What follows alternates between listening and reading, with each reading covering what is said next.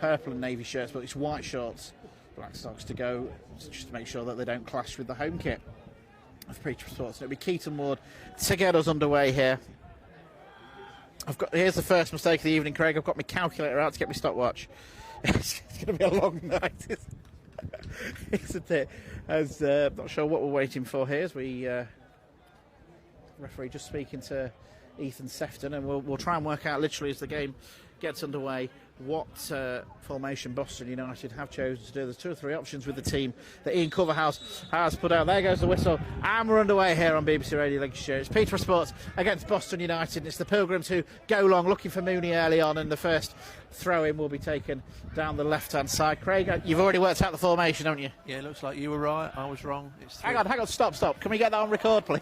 It's 3 at the back. Looks like Jay Rose actually playing in between Tom Leake and Brad Nicholson. Dylan Hill on the right, Sefton on the left, with Ward edge and Woods in midfield, so it is a 3-5-2 to start with. But with this team, there's certainly potential to chop and change it, as it were, as Kelsey Mooney there looks to try and get something for Boston, but he gives away a throw-in, which the home side will take on a blustery evening here in Peterborough on Lincoln Road. It's the number 3, Hayden Cann, who throws it down the line, and Boston United lost some defenders do. Sembi Ferris has it, but the Pilgrims do win the ball back, and Dylan Hill, left wing back then tonight. Cann clears away for the home side as they look to try and build the ball for themselves with Buchanan. 3 goals to his name this campaign. Cann has the ball again for the home side. Goes back to Peter Crook, very good goalkeeper. Always plays well against the Pilgrims, as Craig pointed out.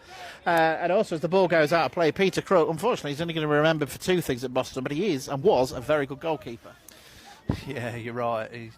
I guess in how many games he played, 60 games, in 58 of them he was very good. But the two things he will be remembered for are Rochdale and the playoff final, aren't they, unfortunately? But a good goalkeeper nonetheless. I remember a brilliant penalty save he made at Fylde. He's just a really good goalkeeper, and who wants to play well tonight against his former club. But it's the Pilgrims that have the ball, with Martin Woods wearing the captain's armband tonight, with the suspended Michael Bostwick obviously not available. Richards, the other player, suspended for the Pilgrims, as Keaton Ward looks to try and hook this ball forward. Looked like there was an arm in the air from Peterborough, but I think it did hit the player's head, and Boston will try and win this back with Keaton Ward under pressure from Sembi Ferris. And now the home side have the ball back. Gallagher, that's a really good ball out to the left-hand side if they can get there with Mayer, but Boston have won the ball back, and Dylan Hill, who will be given that licence to burst forward when he can, which is something I know a lot of Boston fans want to see more of. That's a ball over the top, which Mark Jones, the skipper for the home side, can't control, and it goes through to the bright green Cameron Gregory, who I'm sure many of you've seen on social media, made an awesome save, or at the game, of course, on Saturday, to keep his 8th clean sheet this season. Have I got that right? I've not been counting, to be honest. I'm just going by Christian. I think he'll be right, so I'd go with that. But I can't remember if he put 8 before Saturday or after. Anyway, ball across, Dylan Hill can't keep it in, and it's coming to the crowd here. We had a different entrance here to Bims Park, as I'm saying that right, it's Pims Park, isn't it? Yeah, I believe so. It's a new name this year. Yeah. It was the B Arena, I think, last year, but I presume it's a sponsor. Hayden Cann goes down the line towards Mark Jones, and there's a bit of a 50-50 whose throwing it is, and it goes to Boston United. We're just in the opening 4 minutes here, and Boston have a throw. I can't quite see who's taking it. Is it Edge? Leak. Tom. So takes the throw in down the line. Mooney gets the flick on, but it's dealt with by Meyer. Keaton Ward will chase down Peter Crook, who does well just to not be distracted by the Boston United front man. Jay Rowe, who's playing a bit of a different role for him today, is the middle of a back 3 for Boston United, but it's something he can do. And then there's a foul on Leak and a free kick to the Pilgrims. Yeah, Jay Rowe is versatile. I did wonder if he'd play in a back 3 with the other 2 tonight, thinking he would play on the right, but he's effectively playing as the sweeper so far. So he's over here on the right, Sefton on the left. So I think it's a well-balanced United side. It's a much-changed one, but a lot of not many square pegs in round holes, so a lot of players in their natural positions, which helps. As Craig said earlier, Boston without 4 that would definitely have been starters tonight. 2 suspensions, Zach Mills injury, and Keziah Martinez in national duty as Mooney drives forward there. It took 3 4 attempts to get rid of the ball before it was smashed clear by Ashton Fox of the home side, and Boston have it in front of their own fans, so they're shooting towards the Peterborough sports fans. It's segregated here tonight at Pims Park. Boston United filling the terrace behind the goal, or a lot of it I should say, behind the goal to our left that Cameron Gregory is occupying. And now it's the visitors that like to keep the ball, as we know, and they've got it at the moment with Nicholson playing left of a back three. Woods goes back to his goalkeeper Cameron Gregory here on BBC Radio Lincolnshire. 0-0. And no chances of note yet, but we've only really just begun.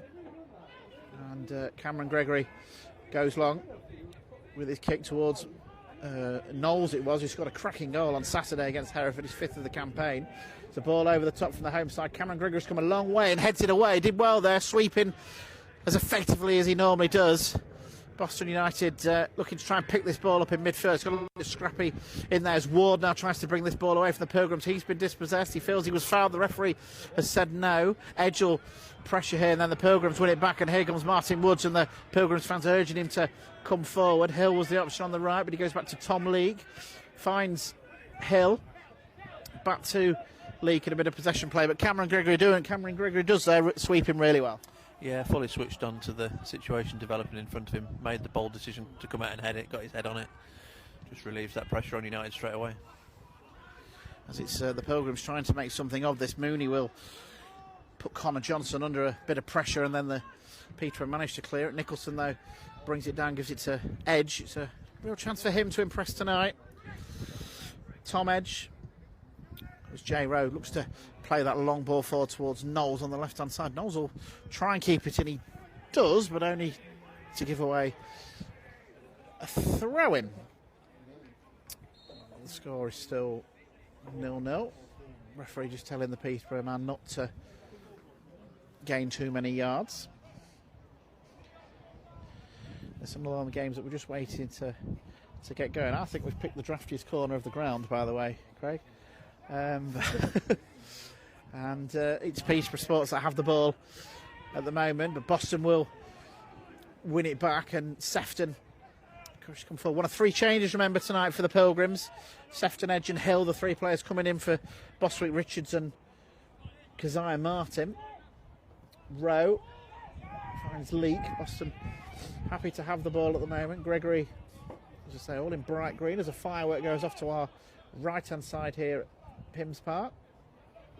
Nicholson now for the Pilgrims, and last time Boston played this 3 at the back, it was a very effective defensive display away at Spennymoor. Can they get something similar, if not better, tonight, as Nicholson throws it down the line towards Mooney, looking to try and hold the ball up. Kelson Mooney does really well, plays it back to Woods.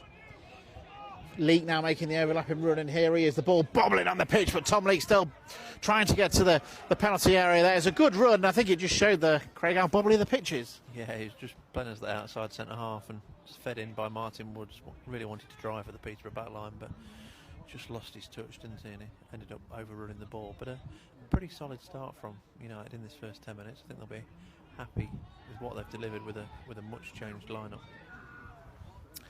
Thoughts of Craig Singleton, the Boston United Club Secretary, is with us for nearly every game here on BBC Radio Lincolnshire. Every Boston game brought to you live by the BBC, including all the cup competitions, as Boston enter the trophy on Saturday. Here's the long ball forward looking for Mooney. He wins the header this time, and it allows Knowles to have a little bit of a run here at the defender. Still Knowles down the left-hand side looking to get the cross, and he does it. Hit one of the Peterborough Sports defenders, but Dylan Hill will keep this on the right-hand side, but he's got his back to goal, and he's been forced to go back to Jay Rowe. Rowe's got a bit of space to run into, and that's what he's doing before finding Brad Nicholson in the left-back position, which will allow Ethan Sefton to push on. Rowe going to look to try and switch this out to Hill. The ball won't reach him, but it's headed out. Hits the top of the stand right in front of us. Not much kit to protect tonight, Craig. Just my laptop. Just your laptop, yeah. It's my laptop, so I'm looking at it. Right in front of us here at Peterborough, we've got Dylan Hill about to take a throw in for the Pilgrims. Gives it to Ward. Back to Dylan Hill, can he get the cross in? Yes, he can. Mooney flicks it towards the 6-yard box. It's away. Edge heads it forward. Mooney gets up, can't win it, and there's a Peterborough player down. It's the number 8, Josh McCannon. Referees waved an advantage somewhere, and it's the home side coming forward with Oyston Gallagher, the Lincoln City loanee. He's dispossessed by Ethan Sefton. No, the referee sees that as a foul. I think it was a foul, yeah. I think he was initially trying to see if there was an advantage, but there wasn't. Gallagher just fouled by Sefton, but a decent little package from United Hill, as we've spoken about. Lots of energy, lots of effort out on this right-hand side, and whipped a decent ball in, but Peterborough dealt with it pretty well in the end. But it's the home side that have a free kick on the halfway line to be taken by Dan Lawler. 0-0 here if you're just joining us on BBC Radio Lincolnshire. We've had about 10 minutes. No, we're in the 11th minute, I should say. Chance for the home side to get the big men forward. So Lawler just stutters a run up, then decides to have a second go, right-footed towards the back post. He was aimed towards Mark Jones, the skipper, but it's overhit and goes out for a goal kick.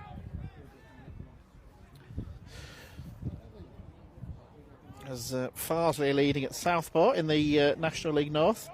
I'm really lost at the table at the moment. Chorley are beating Darlington. Darlington are bottom, aren't they? Is that right? They've gone above Gloucester at the weekend, but they're down. Well, Darlington have had a man sent off as well. So there we go. This is my lack of research. Boston. As it stands, are in the Yeah. Yeah.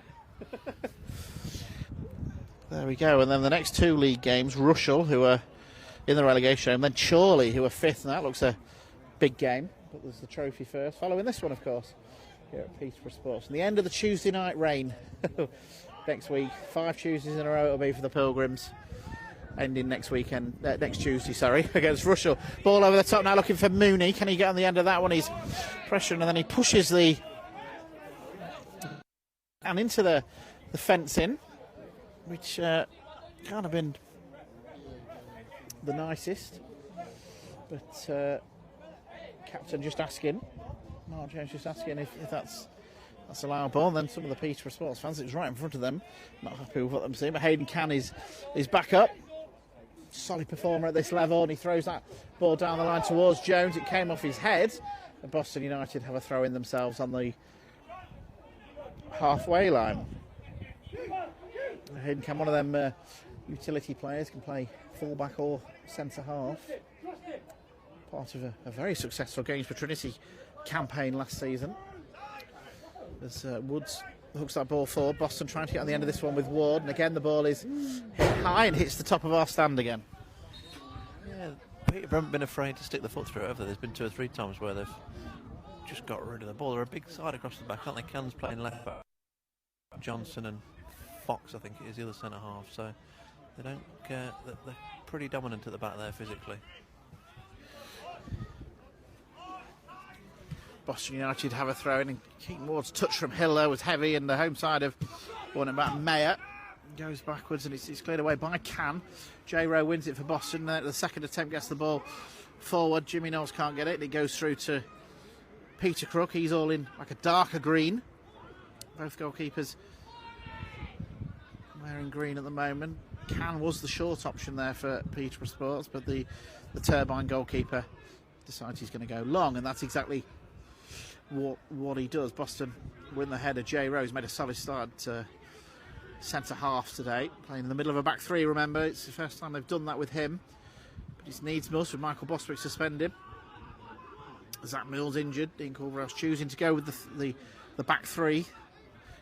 Very effective at Spennymoor a week last Saturday. Here's Gallagher for the home side. Could have a bit of possession. The ball ends up back with Cann from Semby Ferris, and Crook has it again. He's got Mooney just asking a question, but he was under no real pressure at all. Ward heads that ball down to Martin Woods, wearing the captain's armband tonight. Edge plays the ball across Boston side. Knowles has it. Sefton's the option, but the ball is kicked out of play. Sefton not quite in the position Knowles thought he was, and it's a throw into the home side to be taken by Dan Jarvis. Long ball forward, but Boston win it back again. Boston seen a lot of the ball without really creating anything so far here on BBC Radio Lincolnshire. Rowe finds Nicholson. Nicholson trying to go past his man, but he's just muscled off the ball, and it was good play in the end by Mark Jones, and he wins his side a free kick, which they take really quickly. It's a switch of play over to the left-hand side. It was a good ball, and it found Meyer. But after all that good work, they've gone backwards now. It's going to be a long ball forward from Connor Johnson. Meyer is the option again on the left-hand side, but he is offside.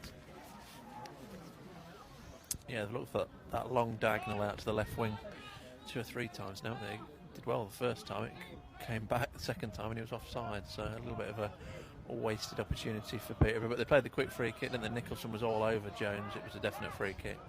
Referee allowed them to get on with it. Didn't really make the most of it in the end. It's Boston United that have a free kick on a cold night here in Peterborough. As Cameron Gregory goes along with it, looks for the header. Mooney, who does well to win it. Knowles now lays it off to Ward. Can he make him set some space in the edge of the box? It's a shot driven in by Woods. It will fall for Mooney, but he's offside. Yeah, Woods decided to have a crack, didn't he? But as soon as that ball looped up, Kelsey Mooney would have gone for it because he was a good 2 or 3 yards off. Having said that, I don't think there was another United player near enough, so he may as well have gone for it and hope the assistant wasn't watching, but he was. It's the home side that get us underway again, and Hayden Cann has run that ball forward, but Boston win the ball back. They've started strong at the back. Woods towards Jimmy Knowles, who's dispossessed by Ashton Fox. It's a high ball forward from Rowe. Fox wins it again. Rowe then has to head it again for the Pilgrims. Jimmy Knowles gets up for the Pilgrims. They're just looking to try and bring this ball down. It's Dylan Hill that plays the ball forward for Mooney, who lays it off well to Jimmy Knowles. Now he's got a bit of space to run. Knowles still going, and he's going to play that ball into the penalty area where Keaton Ward had made a great run. It's a really good tackle in the end. I think it was by Ashton Fox, and best bit of play from Boston so far. Yeah, actually cut through, didn't they? Looked like they were going to be in on goal, but it was a brilliant last-ditch challenge from Ashton Fox to deny Keaton Ward as he looked to get the shot. Brackley leading Gloucester 1-0, Hereford are leading Banbury 1-0, and as I'm looking at the scores, I didn't see what happened there, Craig. You can hear the cheers. And Boston have taken a quick throw, and we'll come back to that in a second, as Mooney has got a bit of space now on the left-hand side. He's got somebody with him, and he pulls it back. Can Boston get a shot in? Yes, they can, and it's Keaton Ward, and it's pushed away by Peter Crook. It's a good save for the former Boston United man, and it's the first effort on goal from either side, and it was a quick throw in from Nicholson. Mooney held it up. Ward came onto it, and it's a good save. It was a decent save, yeah. Angled across him from Keaton Ward. Decent save from Peter Crook. But it all came from that quick throw in. Threw down the line to Mooney, who obviously couldn't be offside from that situation. He held it up, and it all came from there. Oyson Gallagher now for the home side. Plays that ball down the line, and you can probably hear in the background from the cheers the Boston United fans. Mark Jones couldn't keep the ball in. We've had 18 minutes here on Hope and Glory. Boston United,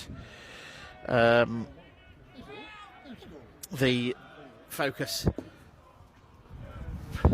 tonight. No game for Lincoln City. They're back in action on Saturday away at Stevenage. Boston United are away at Colville, as it's the Pilgrims now looking to come forward. And that's a foul on Kelsey Mooney. He was tussling away there, and Hayden Cann threw him to the floor. Yeah, definite free kick. Gets United up the pitch. Free kick over halfway.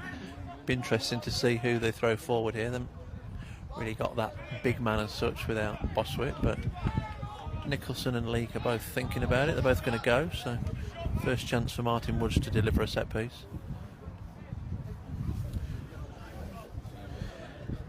So here we go.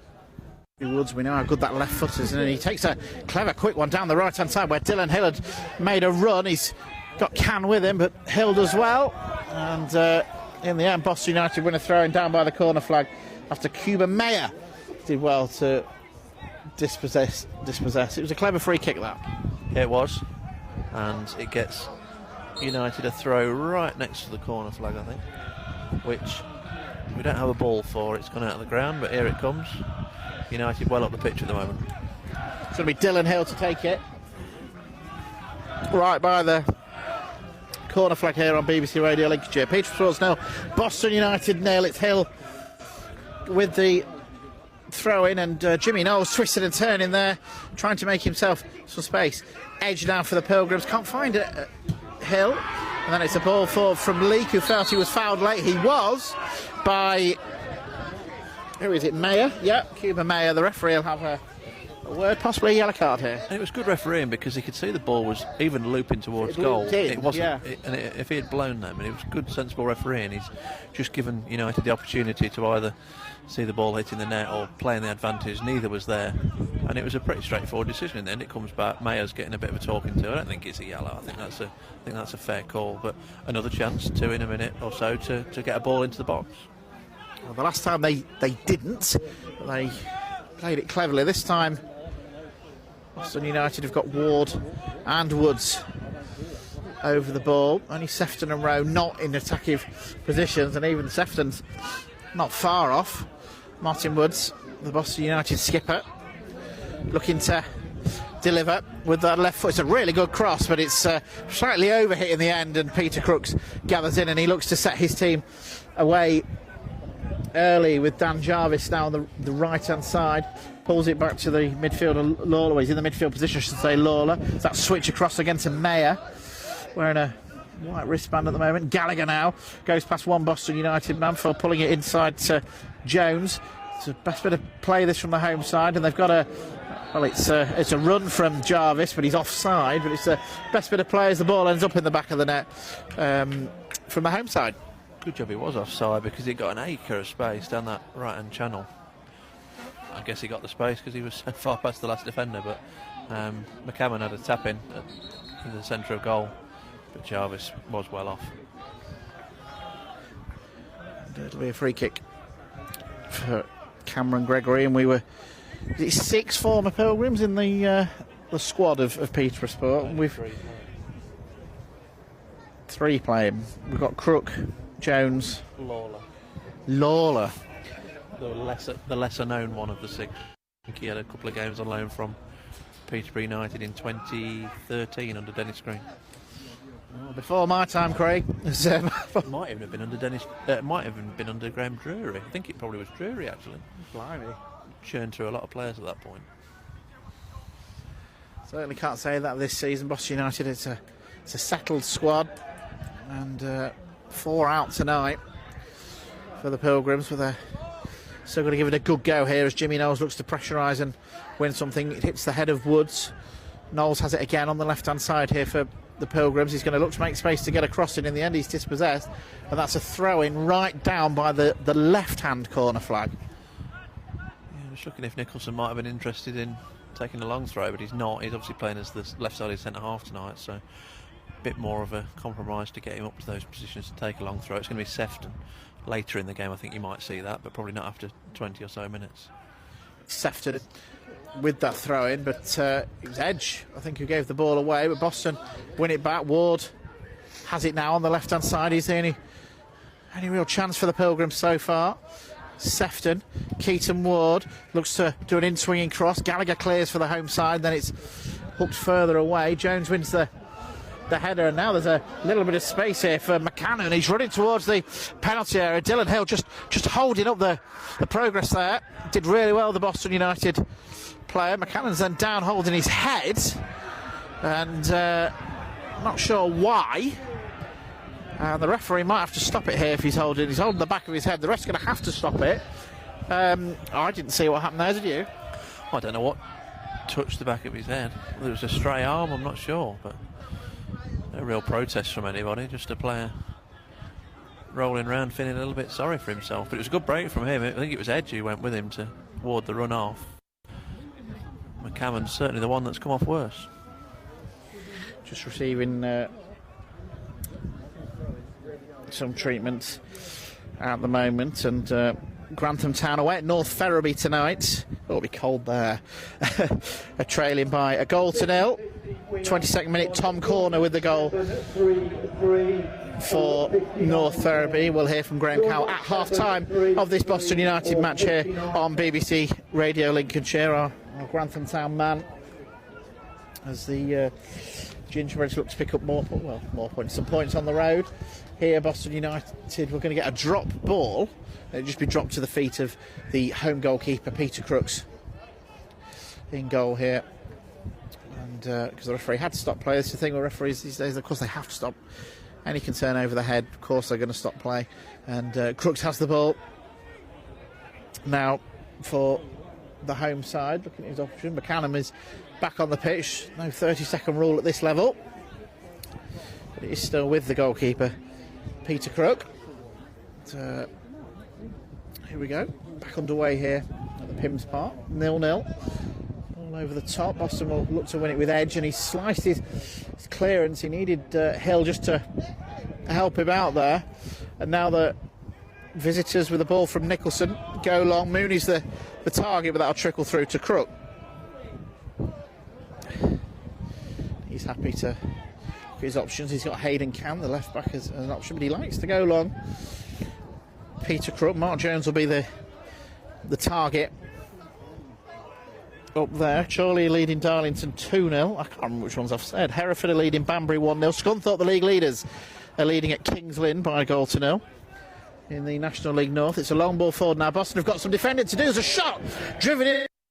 Semby Ferris, it goes into the side netting. You'd think Cameron Gregory had it covered, but it's the first chance for the home side. Yeah, long ball from Crook, wasn't it? Headed on by Jones. Semby Ferris, first time effort, fairly route one, but fairly effective, and only just wide for the hosts. Nestled into that side netting. Other scores: Southport 1, Farsley 1, Spennymoor 1, South Shields 1 in the National League North, which is where we are tonight. And Cameron Gregory will take this goal kick for the Pilgrims. Goes long. We've had 27 minutes here on Hope and Glory.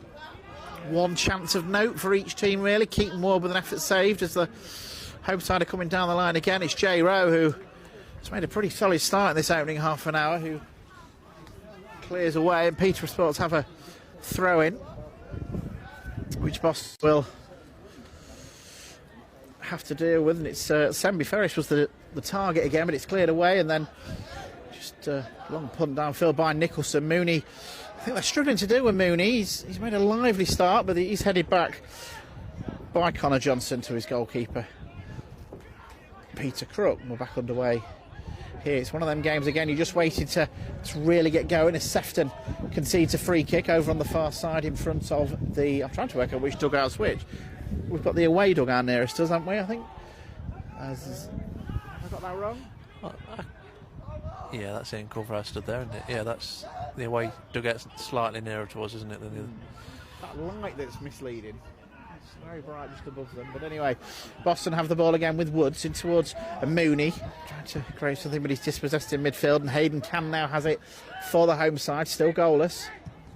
It's the ball out to the left-hand side now, where who, when he gets the chance, is encouraged to go forward. Oyson Gallagher certainly trying to pull the strings in midfield. It's the Lincoln City loanee, as is Hayden Can, who's got the ball in the left-back position now, but it's a right-footed ball forward, but he's overhit and out for a throw. And it's one of them games, isn't it, as Chorley now lead Darlington 3-0. It's one of those games that just really needs to get going, isn't it?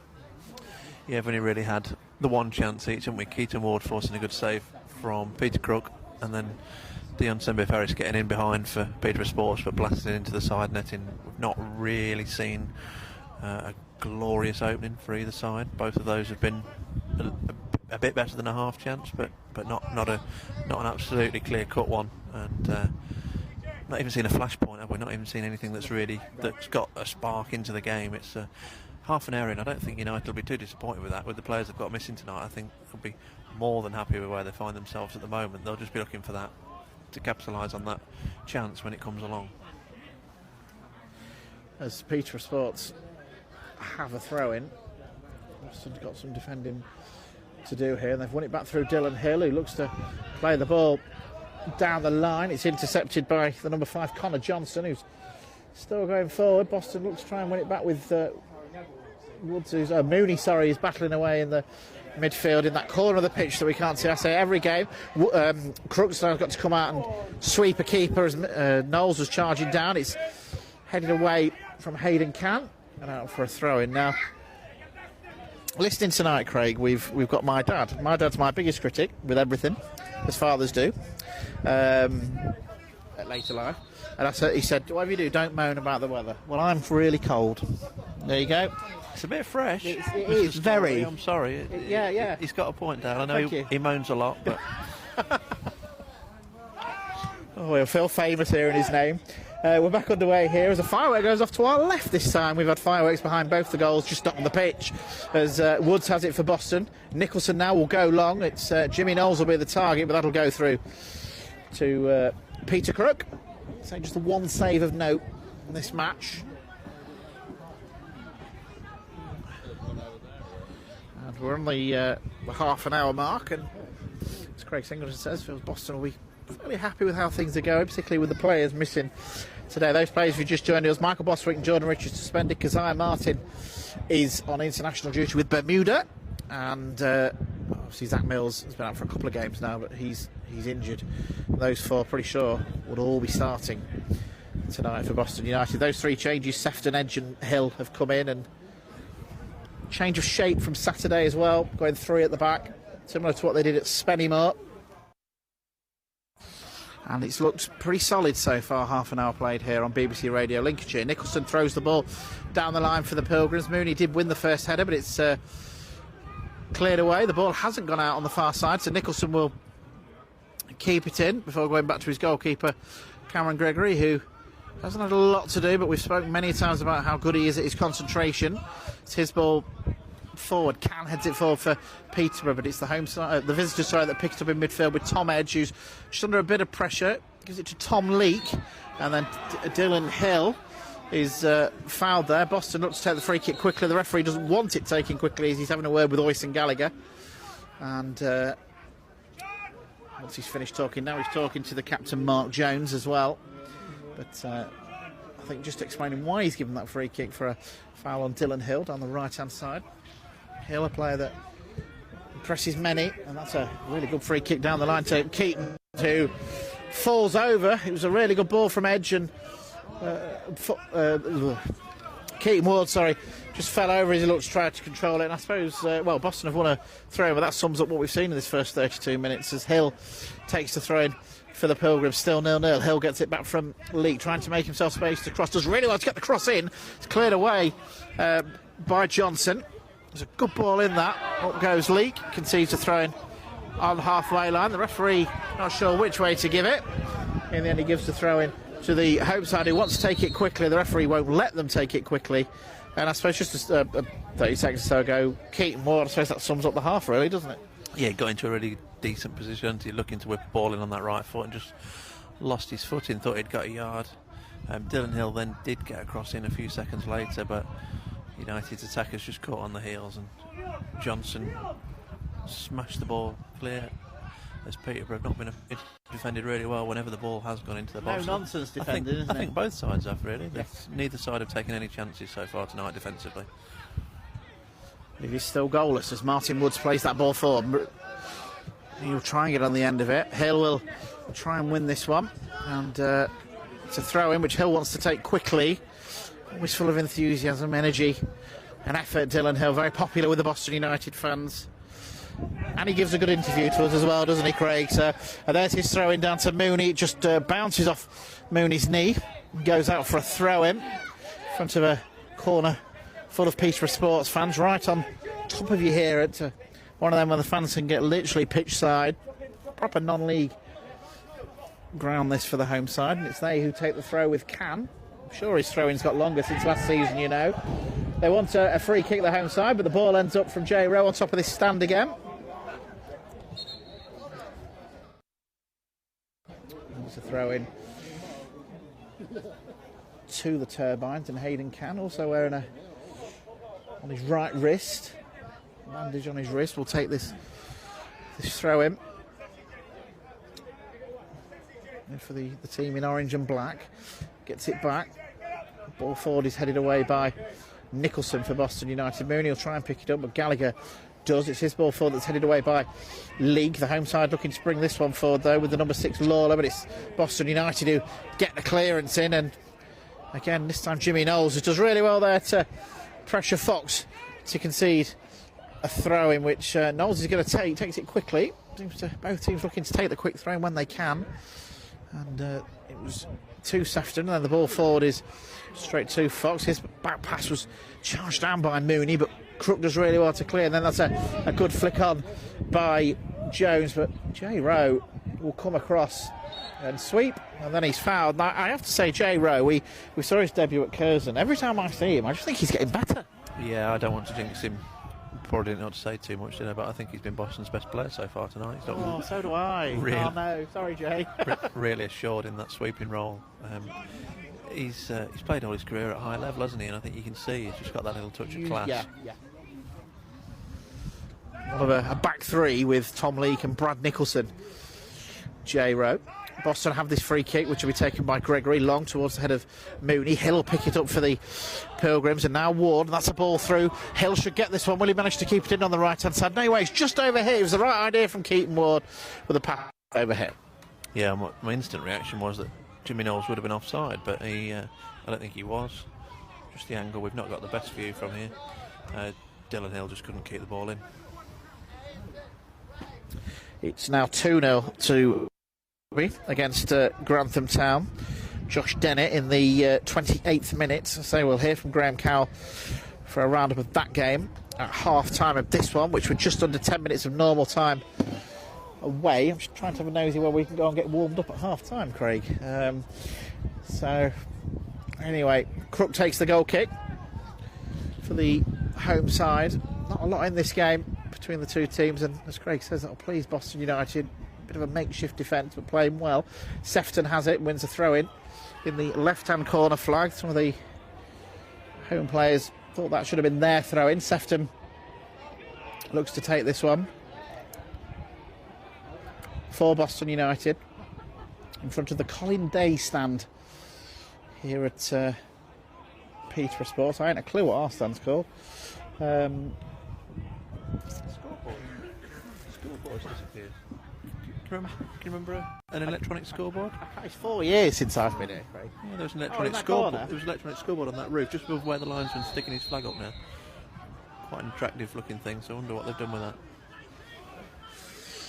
Because it looks like there's a big screen over in the far corner, doesn't there, as well? Yeah, maybe they've replaced it and not commissioned the new one yet. Club looking to improve every season. Peterborough Sports has, become an established National League North club, and they're effective at what they do. Lost at Chorley on Saturday, but before then they were 5 unbeaten.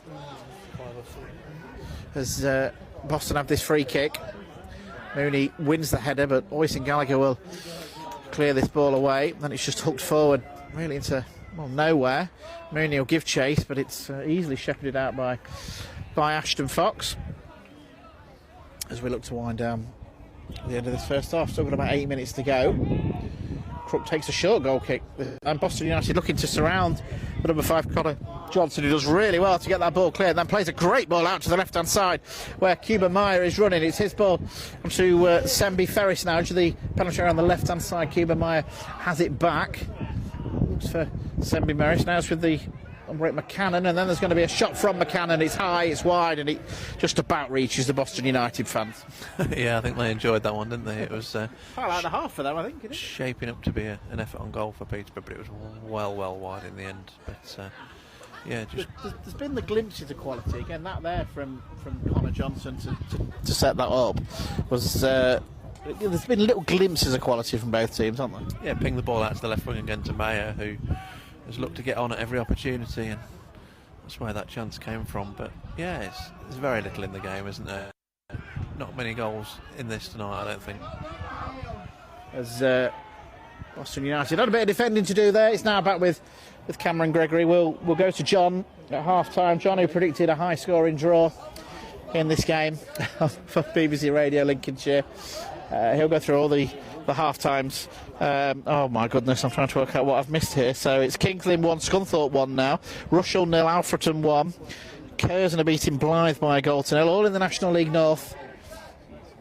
As Boston United are just outside them playoffs, going into tonight on goal difference. And it's Sembi Ferris who plays the ball forward, and he was fouled there late by Tom Leake, and it's a free kick. And he seems to be the threat, doesn't he, Dion Sembi Ferris? Yeah, absolutely. Here last year, scored against United in this game, right in front of us where we're sat now, second half. Went to Scunthorpe with Jimmy Dean, didn't quite work out for him there, and he's now back on loan here for the season, I think. Yeah, excellent player at this level, real threat, right winger, good player. Certainly going toe to toe with Dylan Hill in the pace department here, but it's a free kick to the home side, right on the halfway line, goalless, as Dan Lawler, one of the former Pilgrims in the squad today for the Turbines, will take it. Right-footed, goes down to Sembi Ferris again, who's the option down the left-hand side. Can he get across? And he's looking for McCannum. He's overhit that one. Gallagher arriving, but it's the visitors that bring this ball away. Now Edge, and if he can play this ball right, Mooney here. He's got a bit of space. He's running towards goal. Boston have got men up here. Mooney plays it into the area. There's a chance here, and it's over the crossbar. It's the best chance of the game, and it's Tom Edge who fires it over. Yeah, great build-up. Started the move, didn't he? Eyes lit up, thinking he was going to finish it. A bit of a ricochet in the end through off Mooney and Johnson, but still ball fell to Edge. 16-18 yards out, but he's ballooned it over the bar. He's got to get that on target, hasn't he? But it's a great move, and Boston on the counter there, looking a threat, following Peterborough Sports. And a bit of pressure themselves. We're in the 41st minute here on BBC Radio Lincolnshire. Remember, no Lincoln City tonight. They're back on Saturday away at Stevenage. Start of a new era for the Imps. Headed forward towards Mooney, but again the ball will go out, and Nicholson will. One good thing Tom Nicholson's long throws give you is they gain a lot of yards down the line, Boston United, as we to come to the end of this first half. Nicholson will take the throw and goes long, but this time doesn't find a Boston United player. Woods is deemed to have fouled his man in the midfield. You could hear the shouts from the home bench. Luke Steele's side. But the referee just gives a free kick to the home side on the halfway line. I think it was more the sound, wasn't it? It was a bit of a thud, but I don't think it was much of a foul in the end. It was a foul, but nothing to write home about. Peterborough Sports' chance to load their big men forward with a couple of minutes to go. It's been a pretty easy game to referee, hasn't it, so far? Not a lot to talk about. It's going to be Lawler with this free kick high towards the penalty area. It was Nicholson who got up and did really well there for Boston, and now they're going to look to try and counter themselves here. Boston have got men forward here. It's a really good run here from Jimmy Knowles. He's on the right hand side, he's got two with him, plays it in towards Hill, who've made a great run. Ball doesn't quite reach him, and then it's a triangular passage from Peterborough Sports to get the ball away, and in the end they're giving it away. Ward though dispossessed by McCannum of Sports, who plays it forward, but Edge will come forward. Hill plays the 1-2. Knowles now, is he onside? Right hand side. The linesman gives flag down. It's a ball into the area. Mooney tries to make something of it. Sefton now gets the shot away, and it deflects and lands on top of the crossbar and goes out for a corner. Yeah, decent attack again from United. Jimmy Knowles at the heart of it. Mooney laid the ball. Ethan Sefton never scored for Boston United, and that's the closest he's ever come. Deflected effort onto the top of the bar. Corner to United. Didn't quite see who it deflected off, but Boston ending the half brightly with just over 2 minutes of normal time to go, and Keaton Ward is taking this corner, so we know it's going to be an in-swinger. Just Sembi Ferris left up for Peterborough Sports. Boston have got plenty of men for making the runs. Here comes the corner from Ward. Nicholson was the man nearest to it. It's headed away. The home side want a free kick. They're not going to get it. Hill out to Ward again on the left-hand side. Plays it down to Sefton. It's a overhit. McCannum now will look to shield this out, and he's fouled by Sefton. It's one of those what you call a silly foul, as McCannum wasn't going anywhere, but it's a free kick to the home side. Yeah, Peterborough Sports defended that well in the end, didn't they? They got a little bit fortunate with the deflection, which took Sefton's effort onto the top of the bar. I think Crook would have been needed to save if it hadn't deflected. And then in the end, the corner dealt with relatively well by Sports and get themselves a bit of a cheap free kick right at the very end there.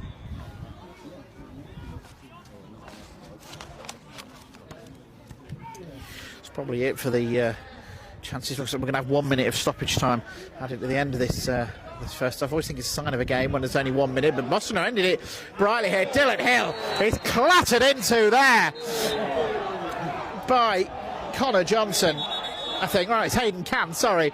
He's clattered into there. Hill's always getting there first. I think we're going to see the first card of the evening. Yeah, absolutely nailed on. Yellow card for Hayden Cann. Dylan was just that just that fraction quicker, wasn't it? You could see how it was going to develop. But Hayden Camden had committed to it. Dylan Hill looks like he's going to be okay. Getting a bit of stick from the home fans here as we await as Grantham Town are 3-0 down. They were 3-0 down on Saturday after 9 minutes. They're 3-0 down at Ferriby. Josh Dennett with his second of the game. I keep saying we'll hear from Graham Cowell in a few minutes here on BBC Radio Lincolnshire, and I'm getting the impression he won't be very happy with what he's seen. Ferriby 3, Grantham 0. Here it's still Peterborough Sports 0, Boston United 0 on BBC Radio Lincolnshire. We've got about 5 seconds left of normal time before we wait for the board to go up. I'm pretty sure it's going to be a minute of stoppage time, but Boston have this free kick. Martin Woods and Keaton Ward are over it. Will it be the left or the right? Looks like it's going to be Keaton Ward with the outswinger this time in towards the penalty area. 2 Boston players went for it, including Nicholson. In the end, the home side clear it through Gallagher. Edge then tries to hook it forward, as does Nicholson, trying to make himself some space, but he's out-muscled there, the Boston United defender, and Stanby Ferris now is he dealt with brilliantly by Jay Rowe. And that sums up his first half, and you should probably hear from the announcement. He definitely is. We've nearly had all of that now, and it's the first half that there's not a lot of action. Boston United's best chance, they've hit the crossbar. Ethan Sefton with that deflected effort. The closest either team have come to score him. It's Peterborough that are ending the half with the ball. Nicholson sliced that clearance away. McCannon for the home side picks the ball up in the midfield area. There's a ball towards the penalty area, headed away by Dylan Hill for Boston United. Can now on the ball. Can the home side muster a chance before half-time? Lawler can again. Left-hand side. Semby Ferris now edge of the penalty area. He's just out-muscled there by Keaton Ward, and it's he who plays the ball out to Jimmy Knowles on the left-hand side. Knowles trying to make himself a bit of space to have just one last run before this half's over. He's had to check himself backwards, and then he goes back to Leak. And now Edge for Boston United, and they've just happy to have the ball. Sefton has it on the left-hand side as Boston end in the half with the possession. There goes the half-time whistle, and it's a half really where not a lot has happened. Ethan Sefton's deflected effort onto the crossbar, the closest either team have come, but Craig, with all the changes Boston have had to make, they'll be pretty happy with the night's work so far. Yeah, I think they've been the better side over the 45. They've had the better chances. Crook saved from Keaton Ward pretty well. Sefton's hit the crossbar. Tom Edge probably had the best chance of the whole lot and blazed over when he should have done better. The only real chance I can think for Peterborough was the Semby Ferris effort into the side netting. And like you say, it's the 11 out there for United is more than good enough. But you just look at the whole picture and you think, oh, it's going to be a tough ass tonight with the players that they've got missing. But so far so good. If they walk away from here with a 0-0, I think they'd be more than happy. Okay, Craig and I are going to try and get warm, John, but at half-time here, it's Peterborough Sports 0, Boston United 0. Thank you, Darryl. Well, I guess I'm about 50% right. It's a draw at the minute, and we shall return for the second half in just a while. Going to switch over in just a second to Graham Cowell, who's at North Ferriby versus Grantham. Not quite half-time there yet, so let me give you some of the latest scores in National League North before we switch over to Graham. Bishop Stortford 0, Tamworth 0, Brackley Town 1, Gloucester City 0, Chorley 3, Darlington 0. Curzon Ashton 1, Blythe Spartans 0, Hereford 2, Banbury United 0, Kings Ling Town 2, Scunthorpe 1. I think there's been a few disallowed goals there because I've seen the score change to different scores along the way there. 0-0, as we know, of course, at Peterborough Sports against Boston United. Rushall Olympic 0, Alfreton Town 1, Southport 1, Farsley Celtic 1, and Spennymoor Town 1, South Shields 1. That's in National League North. Before we switch over to Graham, let's just take a very quick look at the FA Cup as well. There are some first round replays going on this evening. These are pretty much half times for you as opposed to latest scores. Horsham 0, Barnsley 3, Accrington Stanley 1, Doncaster Rovers 0, Burton Albion 0, Port Vale 1, Derby County 1, Crewe Alexander 2, Forest Green Rovers 4, Scarborough Athletic 1. Not going well there for Scarborough. Grimsby Shrewsbury Town 3, Slough Town 2, Salford City 1, Peterborough United 2, and it's York City 1, Chester 0. As I say, they are all pretty much half-times. Hopefully it's now half-time for North Ferriby versus Grantham. What have you got there, Graham? How's it going? We have the same scoreline as it was on Saturday at Concert. The Gingerbreads going in at half-time, trailing by 3-0. But we've had a completely different performance from Grantham from the word go. They were at their opponents, closing down. And for the first 5 or 10 minutes, it looked really as though we could have a very good, entertaining, close game. But then Ferriby began to play the ball around a little bit. And hesitancy in the Gingerbreads' defence led to the first goal on 22 minutes. Free kick into the penalty area. Grantham had chances to clear it, but it was Tom Corner who took control inside the 6-yard box, lashing it into the back of the net. The Gingerbreads began to lose the important challenges in the important part of the game. And Josh Dennett capitalised twice, both times getting a little bit of space on the right-hand side and firing into the net. Once off the post, and the second time cleanly beating Curtis Hall. Half-time score, Grantham trailing by 3-0, North Ferriby 3, Grantham Town 0. OK, it's around about 25 before 9. It's BBC Radio Lincolnshire, Hope and Glory for a Tuesday night. You're pretty much up to date with most of the latest scores and half-times where they are half-time as well.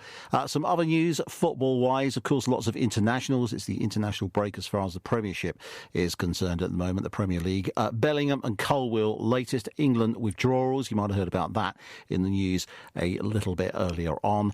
And record breaker Martinez is joining Striking Greats, and she is to be writing a brand new column, I should say, with regards to the latest happenings and goings on there. That's pretty much it as far as the news in the sport is concerned at the moment. We've got some music on the way in just a second. It's around about 24 minutes before 9. It's Tuesday night. Thank you for letting us in. Letting you in? You've taken over. Louis Theroux Interviews is back on BBC iPlayer. I've got a high tolerance for awkwardness, but yours is off the charts. No. I'll be having honest chats with some well-known faces like Anthony Joshua. When I beat the champions of the division, then you'll see me excited. If you beat Tyson Fury, I'll be over the moon. Ray. I don't know how I'd handle some things that I've experienced without music. And Dame Joan Collins. I believe in marriage, which is why I've done it 5 times. Louis Theroux Interviews. Watch on BBC iPlayer. Second half of Peterborough Sports versus Boston United to come. It is 0-0 at half-time. Not too many great moments in that first half. Let's hope it hots up a little bit in the second half. And Dale obviously getting his hot chocolate, I would imagine, sorted out at the moment. It's a very cold night, of course. Tuesday night, Hope and Glory, BBC Radio Lincolnshire. Now, here's a question for you. Have you heard about a game called The Football Manager? Well, listen to this. I've just been given £24 billion, so I'm going to invest it all in non-league clubs. Hi, I'm Tom, and I quit my job to play Football Manager full-time. Bromley, Eastleigh, Halifax, they will be bankrupt by the end of Season 4. Football Manager is a game where you become the manager of a football team. 29 million of that was on Finn Stevens. The front runners at the moment are Chesterfield. So I started a YouTube channel at university. And as it got more popular, more people started watching it, and you start to earn money on there from the adverts that you see on YouTube. And suddenly this became an idea that I could do it as a job one day. Once I finished university, I started working at the local council. Once it got to a point where I was earning more money from YouTube than I was for the council, it made a lot more sense to ditch the council and then go on to be a full-time YouTuber instead. This is the whole desk setup here. We've got the big PC which powers everything going on. We've got the 2 monitors, the microphones, the lights. It's a whole studio here where I can create videos for YouTube. But you subscribe to the channel for accountancy. In terms of the money I make now, it's double what I was earning in my full-time job before I did YouTube.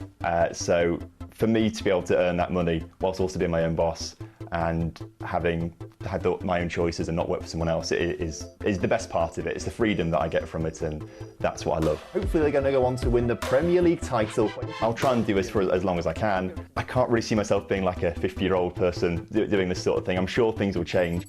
I can easily spend 50, 60 hours a week playing Football Manager, which may sound like it drives some people crazy, but it's a dream for me in that regard. And I make some insane profit.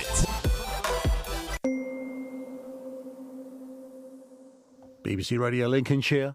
It is hope and glory for a Tuesday night. Just confirmation of some of those scores we went through of half-times now in National League North. It is now half-time at Bishop Stortford. It's 0-0 between Bishop Stortford and Tamworth. It's 1-0 to Brackley Town at home against Gloucester City. It is 3-0 to Chorley at home against Darlington. Also Hereford are 2-0 up at home against Banbury United. That is also half-time. Kings Lynn Town are 2-1 up at half-time against Scunthorpe United. And also half-time at Southport, it's 1-1 versus Farsley, and Spennymoor Town are 2-1 down against South Shields. And of course in our game tonight, Peterborough Sports 0, Boston United 0. And we'll be back with the second half with Dale and Craig in just a short while. Meantime, it's time for this at around about 9:20. BBC introducing, supporting new and emerging acts across the BBC.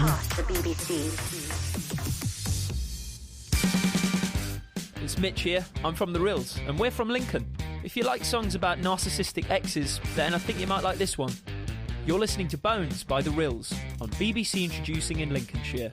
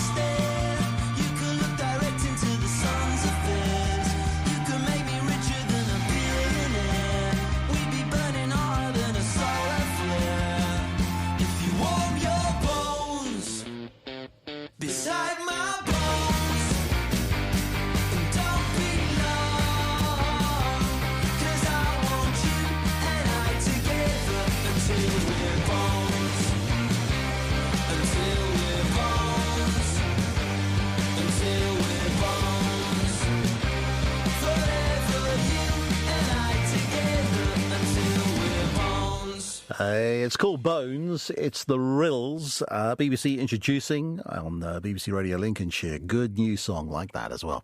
It's around about 17 minutes now before 9 o'clock. We'll be rejoining Dale Story for second half commentary of Peterborough Sports versus Boston United in just a short while. Tomorrow, Scott is back on breakfast. Where's he been? Hey, where's he been? No doubt you'll find out all about it tomorrow morning.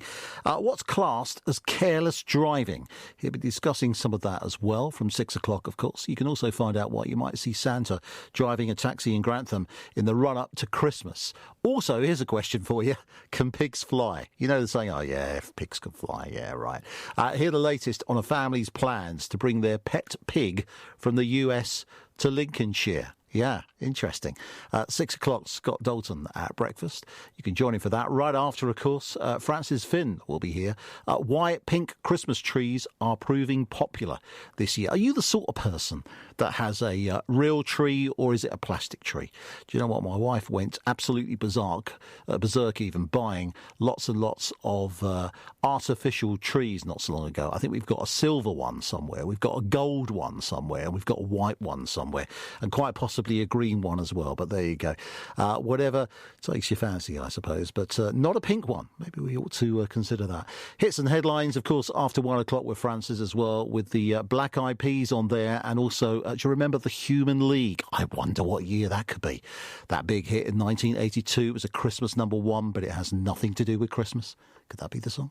Richard Stead on the afternoon, of course. Richard's got a memory challenge for children in need as we build towards Friday. Big day on Friday for that. And he's getting more tips on how to improve his. Also, a preview of the latest episode of Rugby League legend Rob Burrows' podcast. He's got a huge name to take part as well. That's your daytime tomorrow then on BBC Radio Lincolnshire. We are hopefully a couple of minutes away from rejoining Dale for the second half of Peterborough Sports versus Boston United. It is currently 0-0 at half-time. We'll get there as soon as we can. In fact, in just a moment. Sarah Jane Honeywell. We would go to the school discos with our handbags, put them in the middle like the big girls did, and dance around it. And I actually don't know why. I don't even know what was in my handbag. You didn't have a mobile phone. You usually had cash, but that was probably in your pocket. And I didn't wear makeup when I was younger. Well, I did. I wore blue mascara. And we were latchkey kids, so we all had a key on a chain or on a pin. So I don't know why we had a handbag. Sarah Jane Honeywell. BBC Radio Lincolnshire. It's like a history lesson, isn't it? Not sure it's important history, but it's history nonetheless. The 80s and 90s mixtape. Listen on BBC Sounds.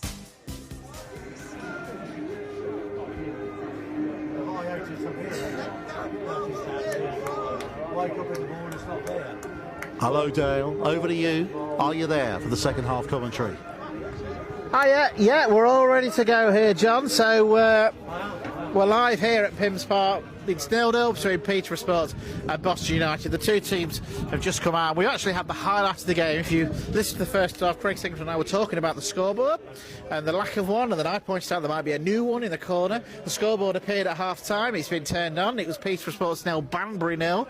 Then it became 0-0 with Boston, but with Banbury's sign, and now it's actually functional. Yes, that is the highlight of our evening here in Peterborough, and you can see, I think it's the highlight of a lot of Boston United fans, as there was a big cheer when the board eventually was right. So, just about to get underway here for the second half at Peterborough. It's 0-0. I'll go through the teams in just a second for you. As Boston United, it's a bit of a makeshift side.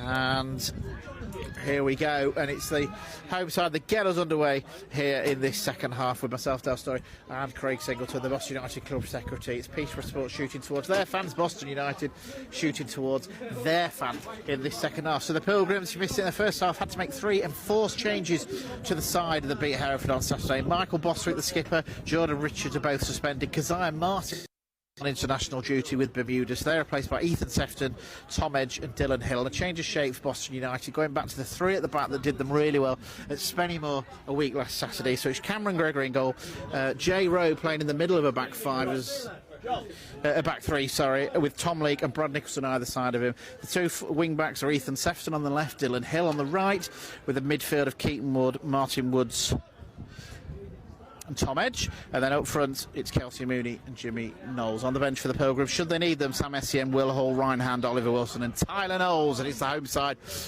that have got the ball, and they're the ones that are coming forward at the moment. Gallagher has it, their team. Then Peter Crook, the former Pilgrim, in goal. You got Dan Jarvis, Hayden Can, the man who on loan from Lincoln City, one of 2. Oyston Gallagher is the other one. Dan Lawler, the former Pilgrim. Connor Johnson, Josh McCannon, Ashton Fox, Cuba Mayer, Mark Jones, the skipper, former Pilgrim. Oyston Gallagher, and the very dangerous Dean Ferris. On the bench for the Turbines, Lewis Elpson, Michael Gash, Harrison Nee, Sidney Pereira and Hugh Alban Jones. And we're underway here, and it's Boston United shooting towards their own fans, and Kelsey Mooney doing really well to win a throw-in down by the corner flag. Boston United following in numbers tonight. Really good travelling support. It's their shortest away journey of the campaign, but still on a Tuesday night, they're never easy. And it's a brilliant support as Sefton takes his throw in the corner. Can the Pilgrims give their fans something to cheer about? Woods has it, wearing the captain's armband tonight. Now Sefton trying to make himself some space towards goal, but he's given the ball away, and it's now the home side that are coming forward, and Mark Jones, the skipper, has it, and he's got his back to go. He's under pressure from the league, and he's given the ball away, actually. Jimmy Knowles now picks it up on the right, looking to get past two Peterborough Sports players, and it's they that eventually deal with it. Knowles then battling away. Some fans want a free kick. Boston win a free kick at a good position on the edge of the penalty area. Yeah, I think it's Hayden Cann fouling again. Not a yellow, that one, but he's got to be careful, hasn't he? Jimmy Knowles is keen to run at him. Gives United a wide free kick. Good solid start again to the half from United. Just carried on where they left off really before half time. So thoughts of Craig Singleton alongside myself, Dale Story, for this second half here on BBC Radio Lincolnshire, and it's the Pilgrims that have a free kick, shooting, as I say, towards a terrace full of Boston United fans. Really, really good following. It'll be Woods or Ward to take this free kick, and a chance here for Boston to really create something. Now they'd love to take the lead in front of the travelling support. Referee just making sure the two-man wall, I think it is back as far as it can. Ward's walked away from this, so it's going to be Martin Woods and that wonderful left foot of his for Boston then. Woods whips it in, doesn't quite reach where it should have, and Lawler managed to clear. Woods tries to pick it up again, as does Woods, but it's McCannum for the home side who clears it away. Boston pick it up again on halfway with Edge, and they'll just look to get their shape back before they start again. Tom Edge now has it in midfield again, just to get it back, and he does get it back. Still going, and Woods plays that ball to Dylan Hill, playing on the right-hand side today. We know he'll run, and that's what he's doing now. Hill, he's into the penalty area. Hill, it's a low ball in, cleared away. Oh, and then it ricocheted and ended up going through to Peter Crooks, but it's been a very, very positive start to this second half. It has, yeah. Down that right-hand side, mainly for United. Jimmy Knowles initially, then Dylan Hill, just skipping past his man, shelling a ball across. Good block in the end, I think, from Ashton Fox, but a ricochet. Pete Crook jumped on it eventually, but first 5 minutes of this half are definitely Boston's. Crook with the kick, and then there's a header on Semby Ferris. He's coming in as Ethan Sefton aims at myself and Craig, but clears the ball into touch. Yeah, I can get ready to end that one. Yeah, I can picture this game last year. Semby Ferris scoring pretty much about this time, early 50 minutes, I think, and United were 1-0 up at that point, but he's a threat. He's the main man for Peterborough now. He's back, and him and Jones are going to be a big part of the second half for the home side. It's they who have a throw-in at the moment. Semby Ferris looking to get the ball past Sefton, and then it's J. Rose clearance against Semby Ferris. Have we missed any goals in the National League North? I didn't see it at the half-time. Well, South Shields are winning 2-1 at Spennymoor. Hereford 2, Banbury 1. I thought Banbury were playing here. Kings Lynn are beating the league leaders Scunthorpe 2-1. Lots of goals in the Curzon 2, Blythe 0. Lots of goals in the National League North. None here at the moment. It's another ball forward headed away by the very impressive Jay. Edge will get up for Boston United in midfield, but it's the home side that bring the ball forward. But Edge has it back now for the Pilgrims. Hill's the option on the right-hand side, and that's where the ball goes. Looking to make himself a bit of space here, Hill, and he's found himself space to run into. It's a really good play from Dylan Hill. He's made it to the penalty area again. Can he get the cross in? No, he doesn't quite, and he goes through to Peter Crook. Yeah, another good run, wasn't it? They were scared to touch him. He was just head down and go. And that's what United need at times. But here come Peterborough. That was a lovely turn from Semby Ferris. He put the ball through one of the Boston players' legs. I didn't quite see which one it was. And crucial interception there as well from Tom Lee. The ball through towards Jones. Looked to be on, but it's cleared away by Boston. Both sides already showing a bit more attacking intent than they did in the first half. Sefton has it now for the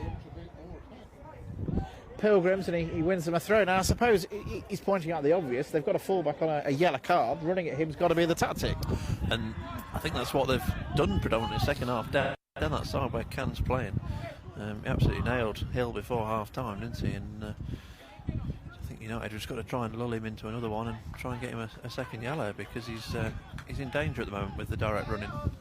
Like you said, they were afraid to touch Hill on the last run. Here's Knowles, though, going down the other side. He's into the penalty area. Jimmy Knowles, he's still got it. He stays on his feet. There's claims for a penalty. At the end, he plays it against the number 18 Fox, and that goes out. Doesn't go out. Keeps it in. Great run from Knowles there. McCann has it now for the home side. We'll get Craig's thoughts on that in a second. McCann wants a free kick. He's done well to hold off J. Rowe. And now it's the home side. And it's already been a much livelier second half than the whole of the first half. Hill needs to get this one right. The referee deems he didn't on Sembi Ferris. And it's a free kick. Quite a bit to talk about in that last minute. Yeah, I think it might be yellow as well. Just stretching Hill, but I don't think he's going to get away with that. But yeah, it looks like that's the way the game's going to be played now, isn't it? End to end. Boston have a go. Peterborough break. Hill's at the heart of it for Boston. Sembi Ferris for Peterborough, and it's ironic that the two in that challenge are those two players. But I think Hill's just probably playing for a little bit of time here with a bit of treatment, because I'm sure he's going to get a yellow card. It's the thoughts of Craig Singleton. He'll be alongside Dave Remnant on Saturday. Boston Online away at Colville in the FA Trophy. Is it round two? Round two. Who are there, and then I'll be back alongside Craig at the Jamans for the following week. Rushall Olympic and Chorley Tuesday and Saturday for Boston United. Back-to-back home league games as the Pilgrims look to continue a push to try and get into them playoffs. Very much looking forward to being back on home soil as Dylan Hill does receive his yellow card, as Craig said. We're in the 54th minute. It's still 0-0. A chance here for the home side to get that ball into the penalty area. Really, Ashton Fox is forward. They've got a lot of height there. Gallagher, I think Gallagher's taking the free kick, isn't he? Anyway, they've got a lot of height in that penalty area, and of course the dangerous Sembi Ferris as well. But anyway, here comes the free kick to the home side. It's whipped in. Gregory should gather that, and does with considerable ease. He's had nothing to do, Cameron Gregory, but those concentration levels. I mentioned it in the first half, I'll mention it again. Never hidden the fact what a huge fan of his I am when commentating for BBC Radio Lincolnshire, as Mooney has the ball and plays it across to Jimmy Knowles. Hill thought about a run, then changed his mind. Knowles still going. It's down that right-hand side now. Knowles does well in the end. He's crowded out. It's cleared away by Lawler. Boston picked the ball up again, though, and already just under 10 minutes of this second half. It's been a lot more lively as Leake looks to switch the play and does well across to Ethan Sefton. For Boston United, goes past his man. Sefton now, can he deliver the right cross? It's a low ball in, and it's just about dealt with by Peterborough Sports. Now it's their turn to have an attack. McCann, I imagine both managers said this is there for the win, and McCann does really well to get past edge. Referee waves to play on, and they're looking to play the 1-2 with Sembi Ferris. Boston just about deal with it through Leake, and that's a throw into the home side. Again, it's just so open, isn't it? Like you say, both sides going for it, aren't they? In the sense there's 3 points here for the taking. Quite a tight, cagey first half, a few chances. Not seen that many chances yet second half, but certainly a lot more open play from both sides. A lot more attacking intent as well from, as Craig says, they both feel it's there for the taking, and see what they can do. They want to fire an offside here, Boston. They're going to get it. Sembi Ferris offside. A few linesmen over this side. But that was a free kick. Cameron Gregory will take Boston United's free kick over on the other side.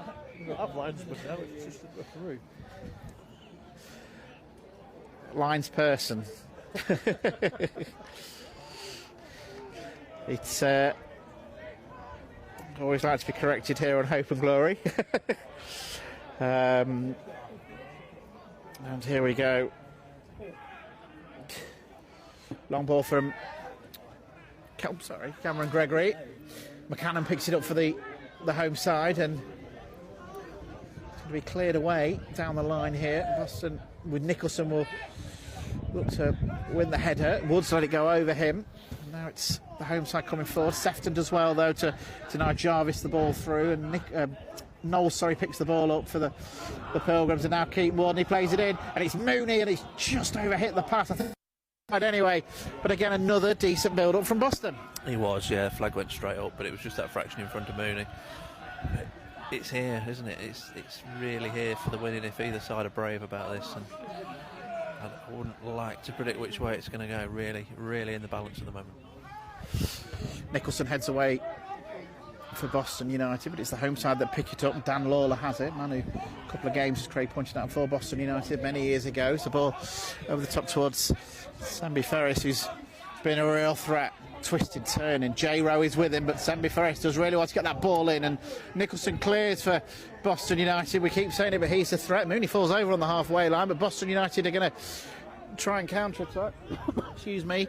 Hill, Edge, back to Dylan Hill. Now Tom Lee for the Pilgrims. It's a high ball forward which is headed away. Boston will try and pick it up in midfield through Keaton Ward. He does. Knowles tries to get it through to Mooney before it goes back to Crook.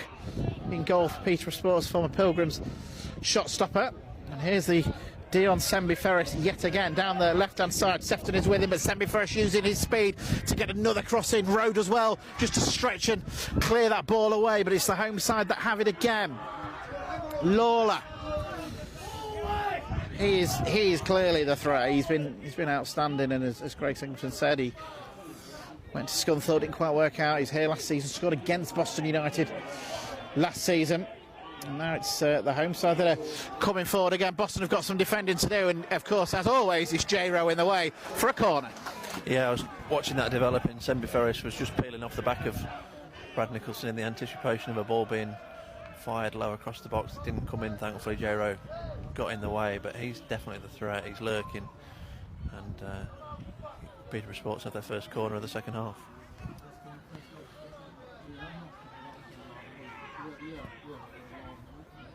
Which will be taken by Lawler, and it's headed over the crossbar by Connor Johnson, the centre half. He got up. You have to put that down as a half chance for the home side. Yeah, it was what was he, about 6 yards out. It just got underneath the ball, didn't it? It was only going up really, but yeah, 6-yard header. You would probably expect him to do better with that, really.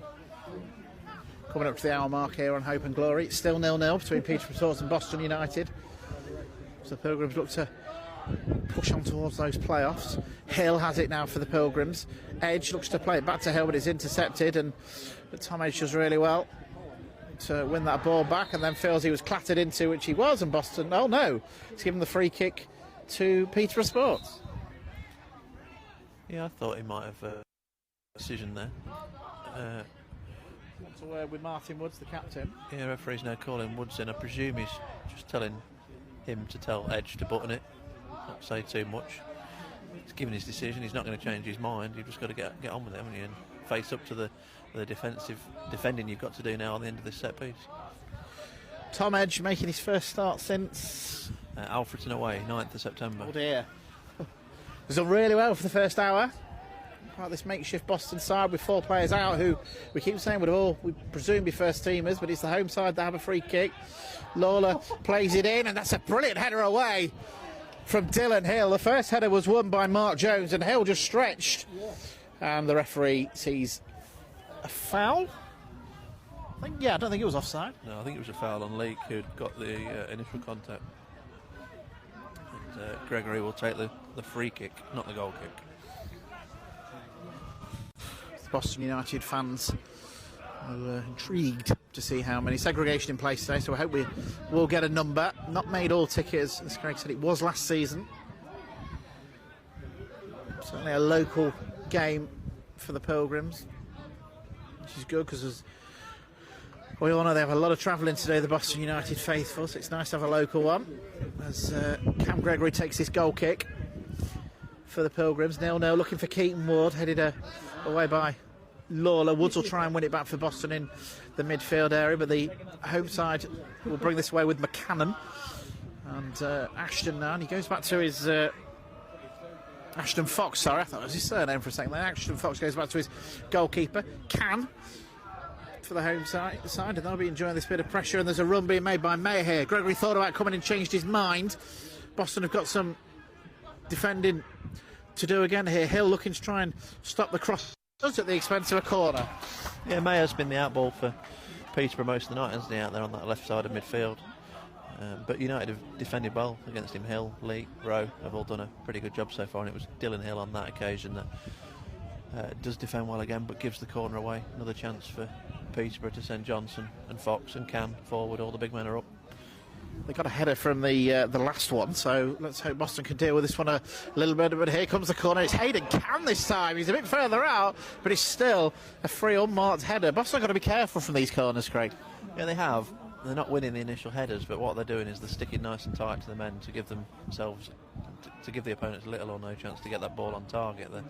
They're heading balls up into the air really more than at goal, and United are going to have to stick to defending like that for the rest of the game, because Peterborough certainly have some height when they throw those three big lads up from the back to accompany Mark Jones. Underway here. Get a couple of scores from the National League in a second, but here comes the dangerous Sembi Ferris again, this time running, and it's another ball in. It's a great ball in, and it's headed over the crossbar by Mark Jones, who went up with Rowe and heads it over the crossbar. I thought there was a touch on that from a United defender, but United got the benefit of that one. But again, a ball into the box, Jones gets his head again, but again, United sticking nice and tight. They're not allowing the men free headers, giving themselves every chance of stopping headers going in on Cameron Gregory's goal, and he's yet to make a save. What are we, over an hour into the game? It's a very good point. No real saves, whereas the Peterborough's had a couple, and it's Boston coming forward again. Hill will try and get on the end of this one, but it should be dealt with by the defender. It is, as the Pilgrims will try and pick this up in midfield. Down they do with Martin Woods for the Pilgrims. Tom Leake now making a burst forward and shoots from distance. Oh, and it's gone in! It's a fantastic effort from Tom Leake, and he's firing it into the bottom corner, and it's Peterborough Sports 0, Boston United 1. Well, it could be your night when your centre-half pops one in on his left foot from 25 yards. Peter Crook dived in stages, didn't he? It wasn't getting there. Great scenes in front of that packed away end. Tom Leake, first goal for Boston United. Peterborough complaining, I'm not sure about what, but United have got the lead. Have you ever seen Tom Leake hit a ball like that before? In a word, no. What a hit from the Boston United centre-half. They gave him the space, he ran forward, and he fires it into the bottom corner. How many yards are we saying for that? 25? Yeah, 25, yeah. Fantastic effort. And Boston United, who started this second half very good, 65 gone. It's Peterborough Sports 0, Boston United 1. What a hit. And, well, as Craig says, you looks in maybe when your centre-half pops up and does that.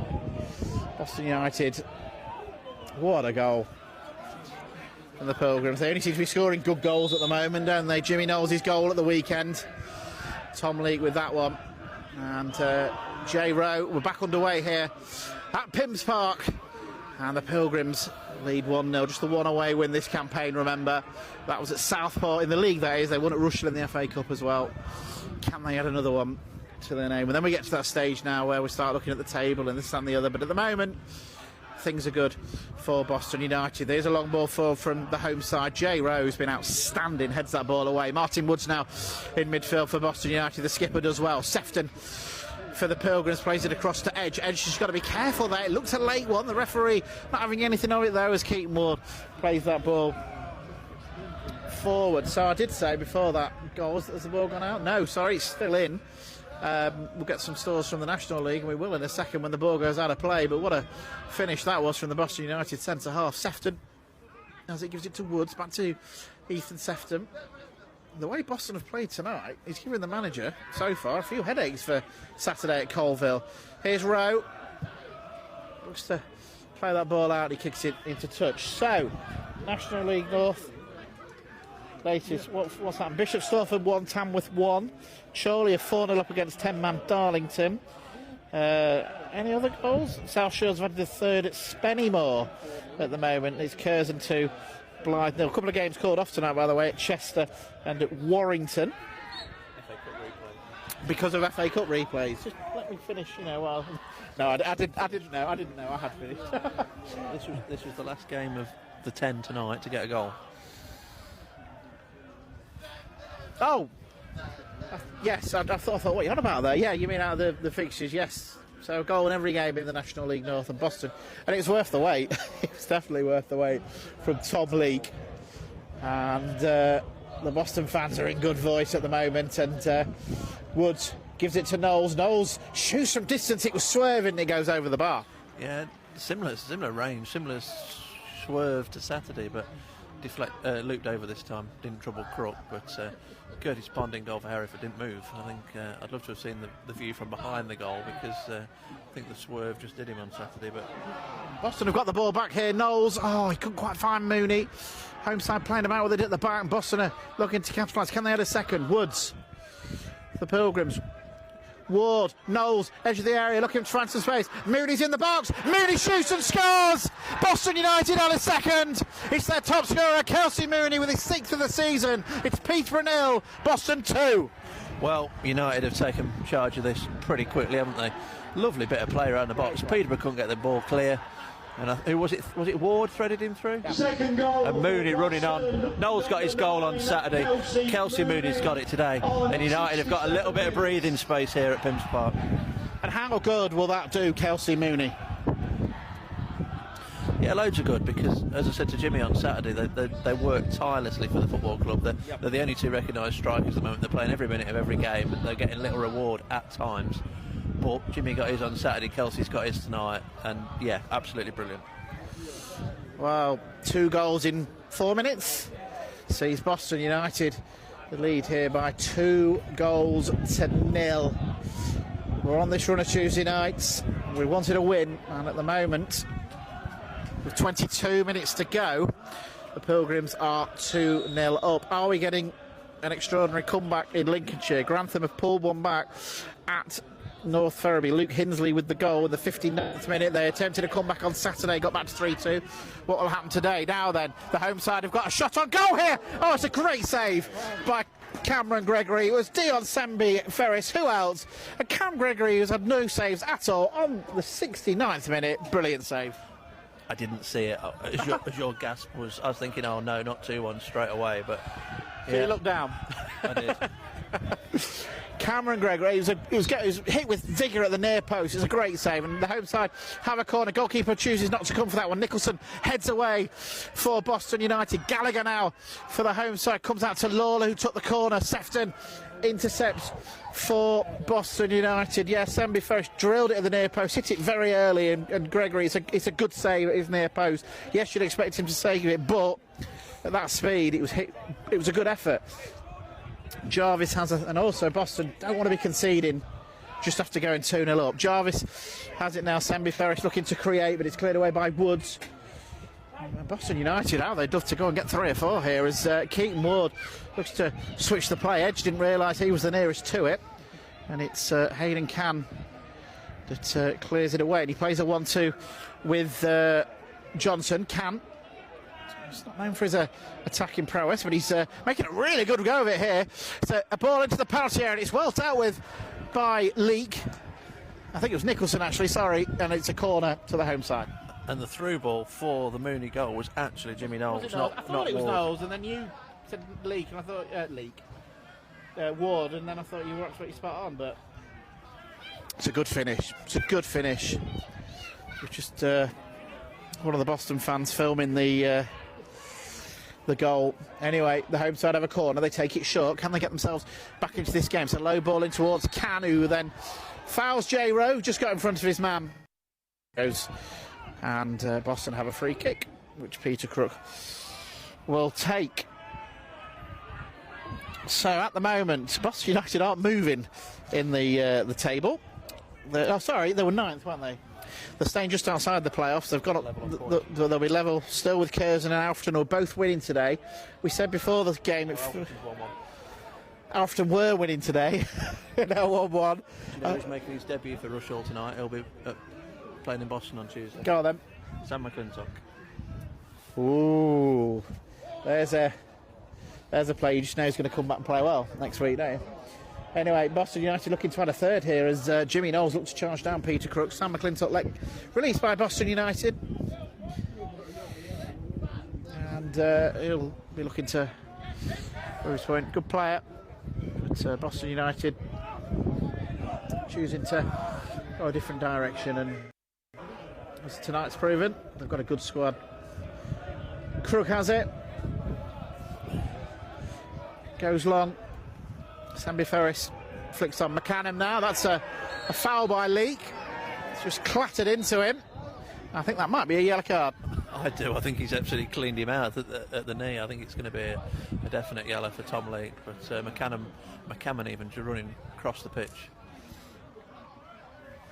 Is he still on a bit of a high from his goal, do you reckon? It looks like it, yeah. If you're just joining us here on BBC Radio Lincolnshire, well, where have you been? As Boston United lead by 2-0. The goals from Tom Leake, Kelsey Mooney. Tom Leake's an absolute stunner. Mooney's a brilliant move, slotting in his 6th of the season. And it's so far so good for the Pilgrims with just under 18 minutes to play of normal time. But Peterborough have been a threat this half. Boston need to look to see the job through. Lawler will take this free kick. He's got Jarvis on the right-hand side in a bit of space. Boston have left 1-against-1 in a attack, but it's Jarvis that has it. He'll cross it from the right-hand side. It catches the wind, and then he just reaches the penetrator. It's heading forward. Sambi Ferris is offside. Boston United using a high-ish line, if you like, and in the end, Sambi Ferris well offside. Yeah, it wasn't quite a Tottenham line, was it? But it was high enough for defending the free kick. But wondering if Michael Gash might be tempted to chuck himself on and add even more height to this Peterborough lineup. He's not made a change yet, I don't think, has he? No. I think either side have. I don't think United will make too many, to be honest. That's no slight on the players there, but I think, barring Tyler Knowles, they've got 3 first-team appearances between them. So. Oh, Boston United there, just as Craig has pointed that out. Jimmy Knowles, I think it's clipped the outside of the post. It was a difficult angle. Goalkeeper Crook was all over the place. He added a third, just as I've forgotten which dugout's which. Yeah, the home side are preparing a substitute. And the only thing I would say, I suppose, if Boston were to add a third, you'd think maybe you would see 2 or 3 of the subs to give certain players a rest. But at 2-0, it's one of the most dangerous scorelines in football. As J. Rowe heads away for Boston United, Knowles tries to flick that ball on. He'd love a goal tonight, as will Keaton Ward. Both of them battling away. Woods picks it up for the Pilgrims. Mooney's the man that they're looking for, but it's cleared away by Ashton Fox. Ball's in the air again, and I wasn't looking, and you were just ready to save me from that, weren't you there? It hasn't even gone out of play, Craig. It's the home side. McCannon fouled by J. Rowe. I was looking out for you, Dale. Just be grateful. It's just a phone tonight, mate. There's no protection needed, honestly. This clipboard only cost me £1. So, home side are coming forward. They've got this free kick, which they took quickly. Martin Woods heads it away. McCammon has it again. He's their leading man. In terms of goals, it's a really good ball into the penalty area. It is dealt with well by Tom Leake, who clears away for a throw-in. Yeah, United are just having to defend, aren't they? They don't want to concede now, because then they're going to have a long 15 minutes, aren't they? Just need to keep it at 2-0, keep that buffer, keep doing what they've done so well all night. They've been so impressive. Certainly have, and it's we'll talk about it more near the end, hopefully, but it's the defensive side that's really stood out for Boston United tonight, and this 3 at the back is not bad. But it's the home side. They've got it with Fox. Boston looking to... Keaton Ward nearly winning the ball there, and he would have been through on goal. Peterborough certainly pushing men forward, and it's they who are coming forward again here. Boston have got some defending to do here. The ball is on the edge of the area. It's McCammon now, and his cross into the penetrator towards that back post. Jones gets up. He might have been better to leave that for the man behind him. Woods clears, and Boston are 2-on-2 here, and it's a lovely 1-2 between Mooney and Knowles. And here is Kelsey Mooney now. He's burning down into the penalty area. Can he get the shot away? Mooney's got defenders with him. He's still going. Mooney does shoot in the end. The better option might have been a pass in the end, but Boston pick it up with Hill. Edge of the area. Can he make space for the shot? Still going Hill. Still going. Great strength from the youngster for the Pilgrims, and then back to the ever-experienced Martin Woods, and now Edge. Things have just died down a little bit, but Boston are happy they've got the ball. The through ball there was just intercepted, and now they'll go back to Cameron Grogan just for a second there. Lovely build-up play. Chorley now lead Darlington by 6-0. As South Shields are winning 4-1 at Spennymoor in the National League North. Here Boston lead 2-0 away at Peterborough. Sports And North Ferriby have added a fourth against Grantham. There's slight hope of coming back there. Ferriby 4-1 up. Josh Whiteley with the goal. And at the end of the commentary here, we'll hear from Graham Cowell at North Ferriby as the home side make their first change. It's number 17 coming on, Sydney Pereira, 4. Can you see who it is? Fox, I think, the centre half. What number's Fox? 18.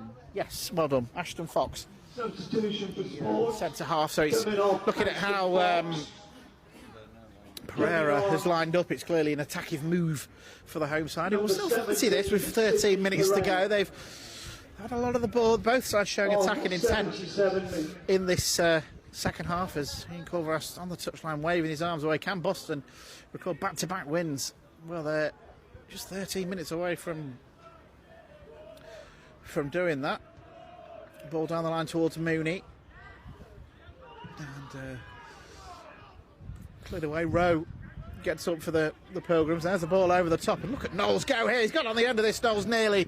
Oh, so nearly. Sorry, just for a second there. I thought he was going to get there. And there's a long leg of the Peterborough Sports defender that just did the job. And there's another ball down the line that's going to go into touch. And Boston United have a throw. But for Jimmy Knowles to show that determination, that pace at 78 minutes, just brilliant. Yeah, fully committed from that front two. They've led United tonight. I think we're seeing another change now.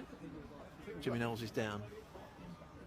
Jimmy Knowles is down. He's going to receive treatment. Just to remind you, those Boston United subs: Sam Essien, Will Hall, Ryan Hand, Oliver Wilson and Tyler Knowles.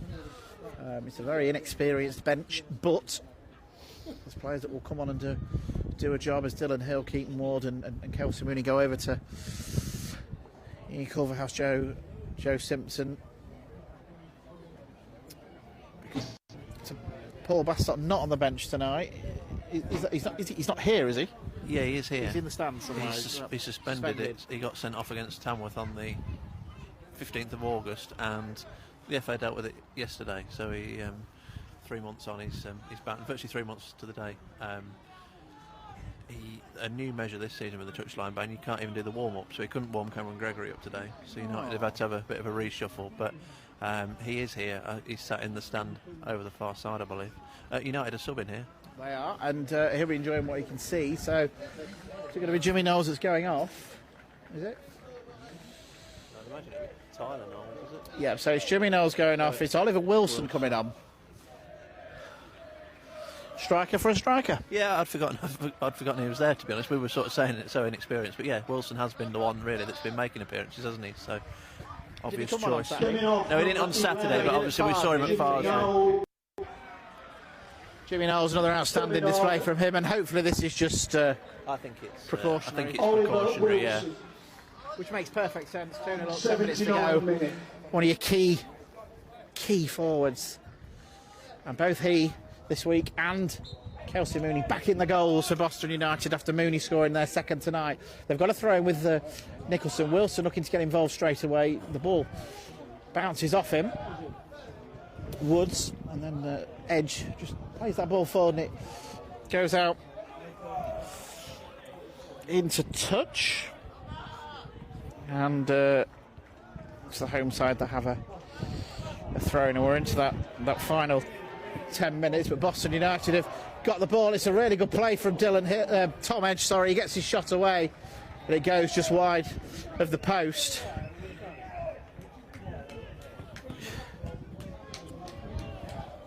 Thought you were showing me a score. Crook with the kick for the home side as J. Rowe, as he has done all night, wins the header. Kelsey Mooney now looking to draw the foul from Hayden Cann. He probably just flung himself on the floor. Referee not interested. Crook will have another go at going long here for the home side, but it doesn't get over Tom Edge, who wins the header. The home side will come forward again. Can they give Boston United a nervy last 10 minutes? Jones has it on the left, looking to create. He wants to be on the end of crosses, really, not producing them. There's a chance for a long-range shot here, and it's J. Rowe who comes out and blocks. Oyson Gallagher there thought he got the space, and he in the end ended up with none. It's a great block from the Boston United centre half. tonight, and Boston United fans for tonight. I've only seen him at right back. He's done a right wing back as well, I should say. He's played the middle of a back three tonight. And so far, 82 minutes gone. So good as Dylan Hill picks the ball up for Boston United. Woods, the skipper. Edge now for the Pilgrims. Looks to go play the long ball. Mooney not chasing this one. It was overhit by Edge, and that'll go out for a goal kick. So Boston United back in action on Saturday away at Colville. Dave Remnant will be alongside Craig Singleton online for BBC Radio Lincolnshire. Before next Tuesday, Boston United back at home, Rushall Olympic, the visitors, with myself and Craig, with Lincoln City away at Stevenage live on the radio on Saturday. As the home side take the goal kick, and it's coming forward. Jones is on the floor, thought he was fouled, but Martin Woods is bringing this ball away for Boston United, plays it down the line towards Oliver Wilson. It's just overhit. Wilson won't keep it in. Also, if you want a reaction to this game, we'll hear from one of the Boston United management team. It's always a bit of a guess who it's going to be when they win, and hopefully that's the case in 8 minutes' time, as well as one of the players. If we don't get it through before the end of the show tonight, it'll be on BBC Sounds, all the usual links, and that will be on our social media page once we have them.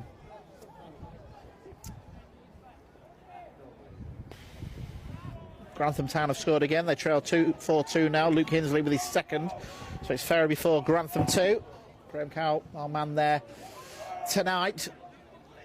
So Lincolnshire here, Boston 2-0. What would be a... Have they won back-to-back games this season so far, Craig? I don't know if they're in the league, but there was a run of 3 in Leamington, Chester, Rushall, which was obviously 2 cup games.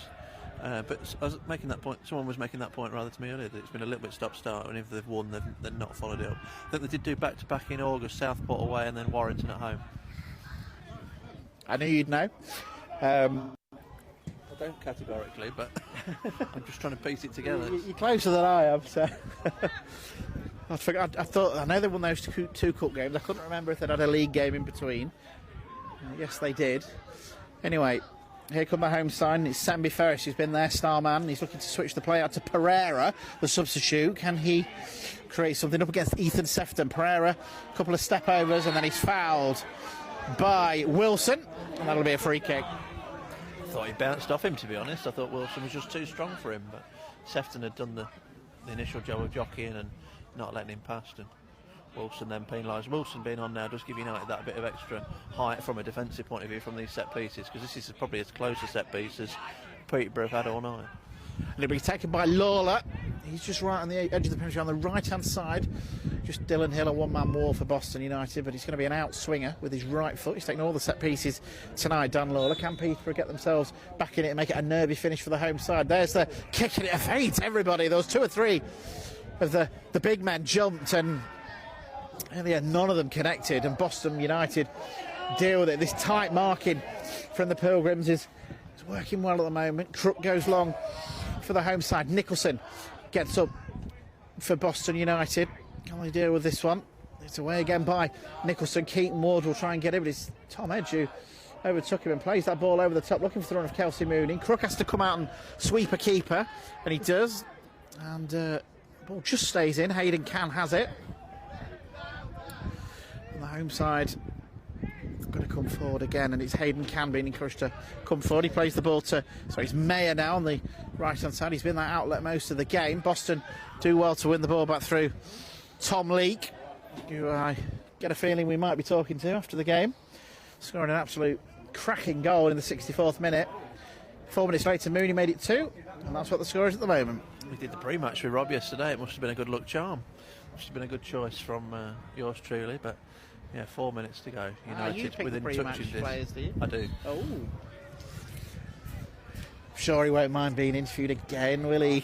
I think you'll be fine tonight. I don't suppose he's ever scored a goal like that before. J Rowe with this free kick for Boston United. Anyway, we'll get Craig Singleton's player of the match in a few minutes' time, but we've still got 4 minutes of normal time to go, as Dylan Hill has it for the Pilgrims. The key now becomes the clean sheet as some of the home fans start to leave. We've seen enough, and Boston United are nearly there. Nicholson heads away for the Pilgrims. Pereira has it, and here he is up against Sefton. Pereira looking to try and find a bit of space since coming on. Pulls it back to number 10, Jarvis. Lawler now plays the ball across to Gallagher. McCammon trying to turn on the edge of the area, and there's a chance here. They're into the penalty area. They want a penalty. There's a shot driven in, which Cameron Gregory did really well to save with his leg, because a lot of players had stopped. It was Dan Jarvis with the claim for a penalty. Thoughts? I was worried as Woods went flying in. I think Gregory's almost switched off and not quite seen that the ball was still live, and thankfully stuck out a big left leg. A lot had switched off. To me, was the contact from Woods? Partial. Well, Gregory with the kick. Probably got away with one there. It was a good save with him, but as Craig said, it did look like the keeper had thought play had stopped. Always play to the whistle, as they say. And Ethan Sefton on halfway line well, we've had fireworks go off behind both goals, and now they're going off behind the dugouts. Just our stand left to see fire. Well, we're not going to see fireworks behind us because obviously there's a stand, but anyway. Boston United are on the attack at the moment. Ward will try and get on the end of this one. It's cleared away by one of the home defenders, but Boston will win this back through Tom Lee. Turbine's man of the match has selected the new communication. Home side. Hayden Cann. Picking Hayden Cann, the man on loan from Lincoln City, the former Gainsborough Trinity man, winning the home player of the match. So, Craig Singleton, might as well have your one for Boston. I've got two candidates, two strong candidates. I'm going to give Tom Edge a huge honourable mention on his first start since September the 9th. I think he's been excellent in midfield. But as we touched on after about half an hour, J Rowe has been outstanding in that sweeping role behind Leake and Nicholson. And for me, he gets the nod. I can't really disagree with that either. I think he's been outstanding. I'm glad you mentioned Edge, because like you say, when you've been out for a while as well, and the last time he started was not the best of days for any Boston United player. Off return as Woods wins a free kick. And there's been a few that have played well. I think Hill's played well. I think Woods has played really well. But yeah, J Rowe for me stands out. As Chorley added a 7th against Darlington. Chorley 7, Darlington 0. Spennymoor 1, South Shields 5 is an incredible scoreline in the National League North. Does Boston have this free kick to be taken by Nicholson? We're a minute of normal time to go. It's a long ball. Keaton Ward will pick this up for the Pilgrims. How they'd love to add a third to round things up. Hill on the right-hand side looks to get across him, but he's charged down. And it's going to be Peterborough who are going to try and clear this ball. And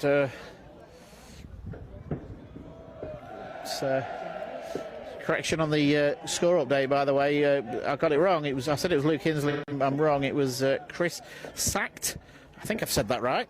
No, I'm reading Graham Cowell's writing. It's Chris Soul. Here at Graham's put, he's let me know the score there. It's a bad night all round for Grantham Town. They trail 4-2 at North Ferriby. Here Boston are 2-0 up as we're waiting to see how much stoppage time as the fireworks go off behind the goal. Woods has won a free kick for the Pilgrims, and they're just looking to wind this one down, Craig. Yeah, it's all quite comfortable at the moment for United, isn't it? Not too much happening, which you'll certainly take. The two FA Cup replays involving National North sides both losing. Scarborough 5-1 down at Forest Green, so that means United's trip to the Flamingo Land Stadium will definitely take place on the 12th of December, because it was a FA Cup replay date for the second round, but that will go ahead. And Chester losing 2-1 at York as 5 minutes are added on here. 5 minutes to go. Boston 2 up then.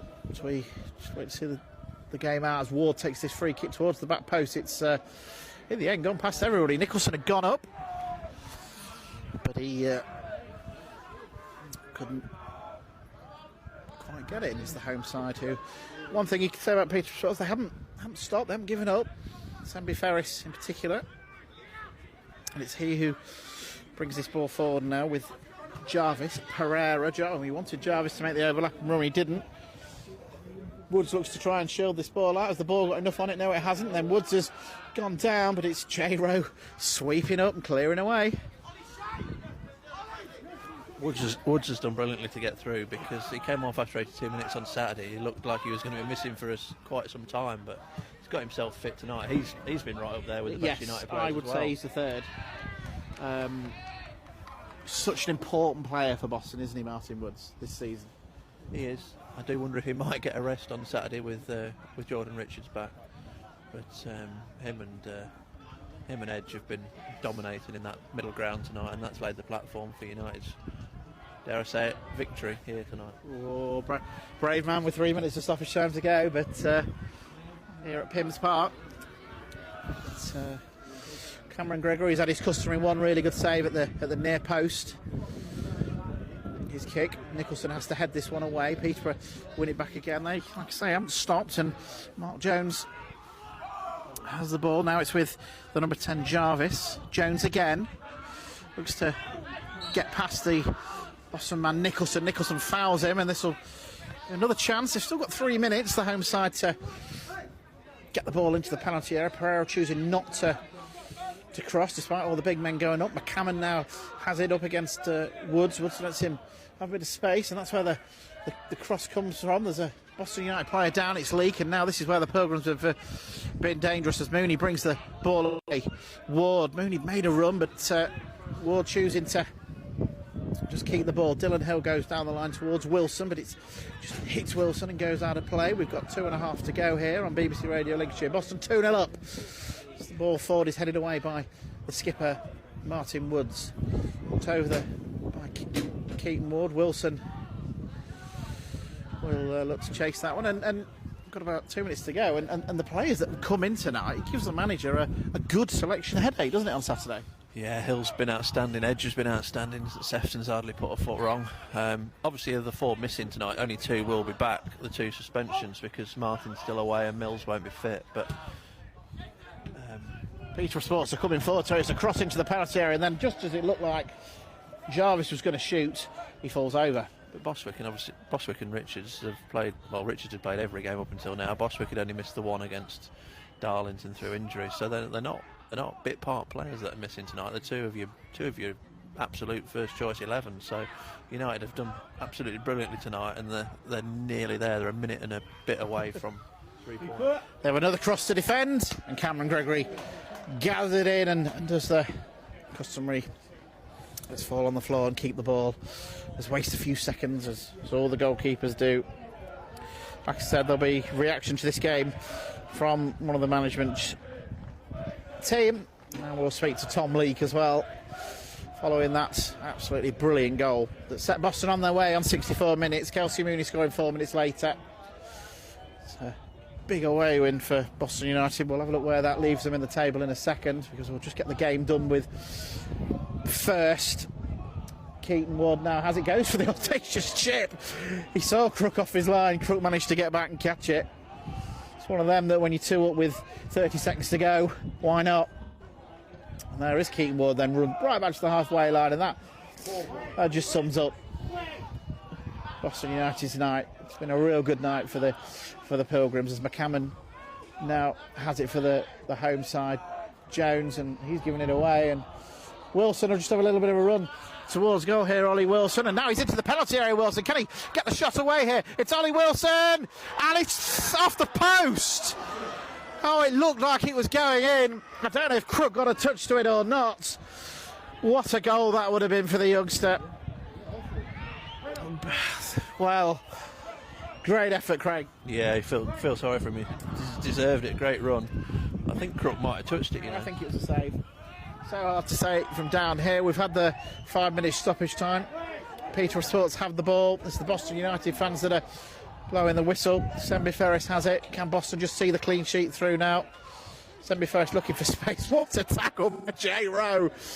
Oh, that sums up his game, and there goes the final whistle. A very impressive night for Ian Culverhouse's Pilgrims. Back-to-back league wins for the first time since August. They've won this game by 2 goals to 0. A screamer from Tom Leake, who was allowed to run and fired in from 25 yards on 64 minutes. Kelsey Mooney finished well on 68.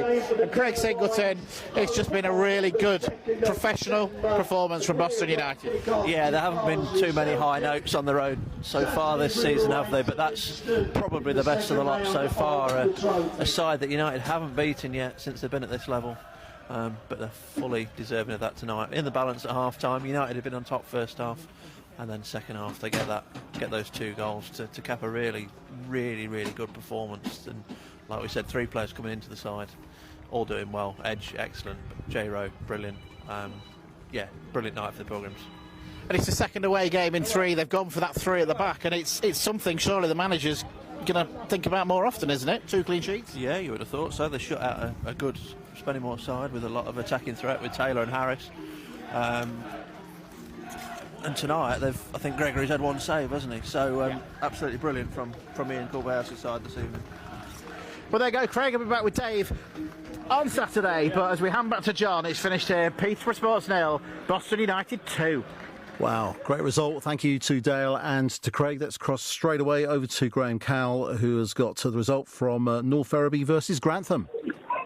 For the second time in 4 days, the Gingerbreads have been beaten by a side that has moved into the playoff positions. North Ferriby running out winners tonight by 4 goals to 2. It was a better performance from the Gingerbreads than the one that Concert on Saturday.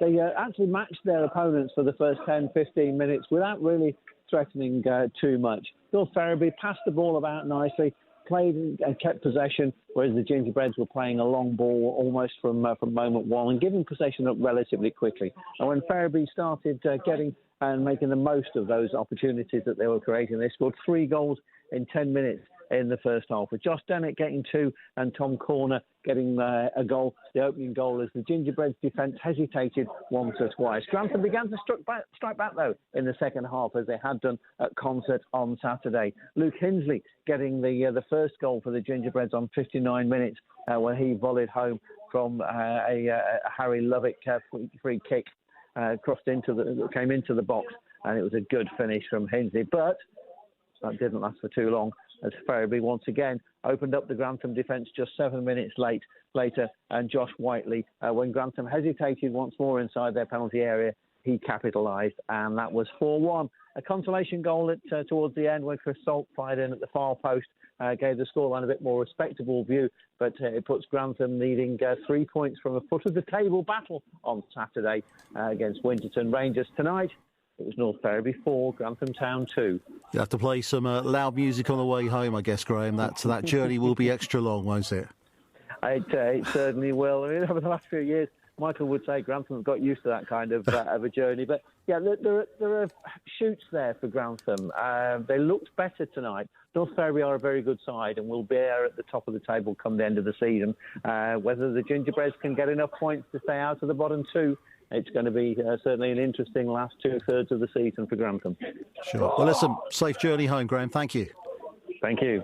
OK, some of the other, well, not quite results, but almost results. I can tell you that, obviously, the only one that we've got in so far as a full-time is our game, Boston United winning by 2-0. However, I would say that South Shields are quite safe, 5-1 winners against Spennymoor Town there.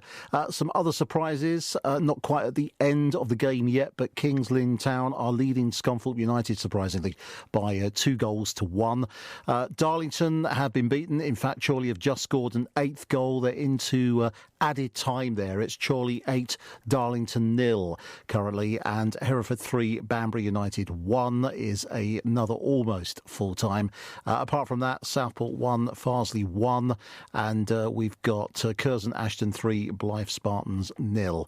Brackley Town 2, Gloucester City 0. They are not quite full-times, but almost there. Obviously, as for, if that in fact changes in the next few minutes or so, we shall let you know. It's 18 minutes now before 10 o'clock. Let's get those headlines, shall we? Hope. End-to-end from Lincoln City. What a stunning goal that is. Absolutely phenomenal. And glory. What a one with the keeper dinks it over. And my goodness, another accomplished finish. Hope and glory. BBC Radio Lincolnshire. So, Peterborough Sports versus Boston United was our featured game. It was an uneventful first half where this was probably the main highlight. Mooney here. He's got a bit of space. He's running towards goal. Boston have got men up here. Mooney plays it into the area. There's a chance here. And it's over the crossbar. It's the best chance of the game. Well, that was the highlight of the first half. They came out for the second half, however, and it was end-to-end action at the start of the second, and this then happened. The Pilgrims, Tom Leake now making a burst forward and shoots from distance. Oh, and it's gone in! It's a fantastic effort from Tom Leake, and he fired it into the bottom corner. And then this. Knowles, edge of the area, looking for Francis face. Mooney's in the box. Mooney shoots and scores. Boston United on a second. It's their top scorer, Kelsey Mooney, with his 6th of the season. It's Peterborough 0, Boston 2. So the final result was indeed Peterborough Sports 0, Boston United 2. Next stop for Boston United is this coming Saturday, FA Trophy. It's the second round, Colville Town versus Boston United, 3 o'clock kickoff. Hope and glory. BBC Radio Lincolnshire. Let's just very quickly take another look at some of those full times. In the FA Cup, it's been an FA Cup night tonight as well. First round replays. Accrington Stanley 1, Doncaster Rovers 1. They are into extra time there. Similar kind of thing going on at Salford City as well. It's Salford City 3, Peterborough United 3. Full time at York City, and it's 2-1 to York City. They are through to the next round, beating Chester by 2-1. Also, we've got Grimsby Town through. Grimsby have won 7-2 against Slough Town. Forest Green Rovers 5-2 winners over Scarborough Athletic in the FA Cup first round replay there as well. Derby County 1, Crewe Alexandra 3, also a full time, and Burton Albion 0, Port Vale 2, a full time, and the Horsham 0, Barnsley 3. Just very quickly taking another quick look at the National League North. In fact, we've got some full times in now. I can just confirm that Tamworth have won 2-1 at Bishop Stortford. Brackley Town have won 2-0 at home against Gloucester City. Chorley 8-0 winners at home against Darlington. Hereford 4, Banbury 1. And of course we've got Spennymoor Town 2, South Shields 5. There's still some other games that haven't quite finished as yet. But you're up to date as things stand. It's around about 9:45. We think aloud sometimes, don't we? All the time. All the time. It's the liveliest way to start your day. Maybe we ought to think about loyalty points. Loyalty points? You know, like when you go to a coffee shop, they stamp you or you do it on your app. Scott Dalton at breakfast on BBC Radio Lincolnshire. Every time you listen, maybe we could link it to the BBC Sounds app and people's individual radios, and they could earn stamps. Could be another of our big business ideas. Get 6 stamps and you get a sausage roll. We've got lots of these ideas. We're too busy doing the show. Scott Dalton at breakfast on BBC Radio Lincolnshire. Weekday mornings from 6.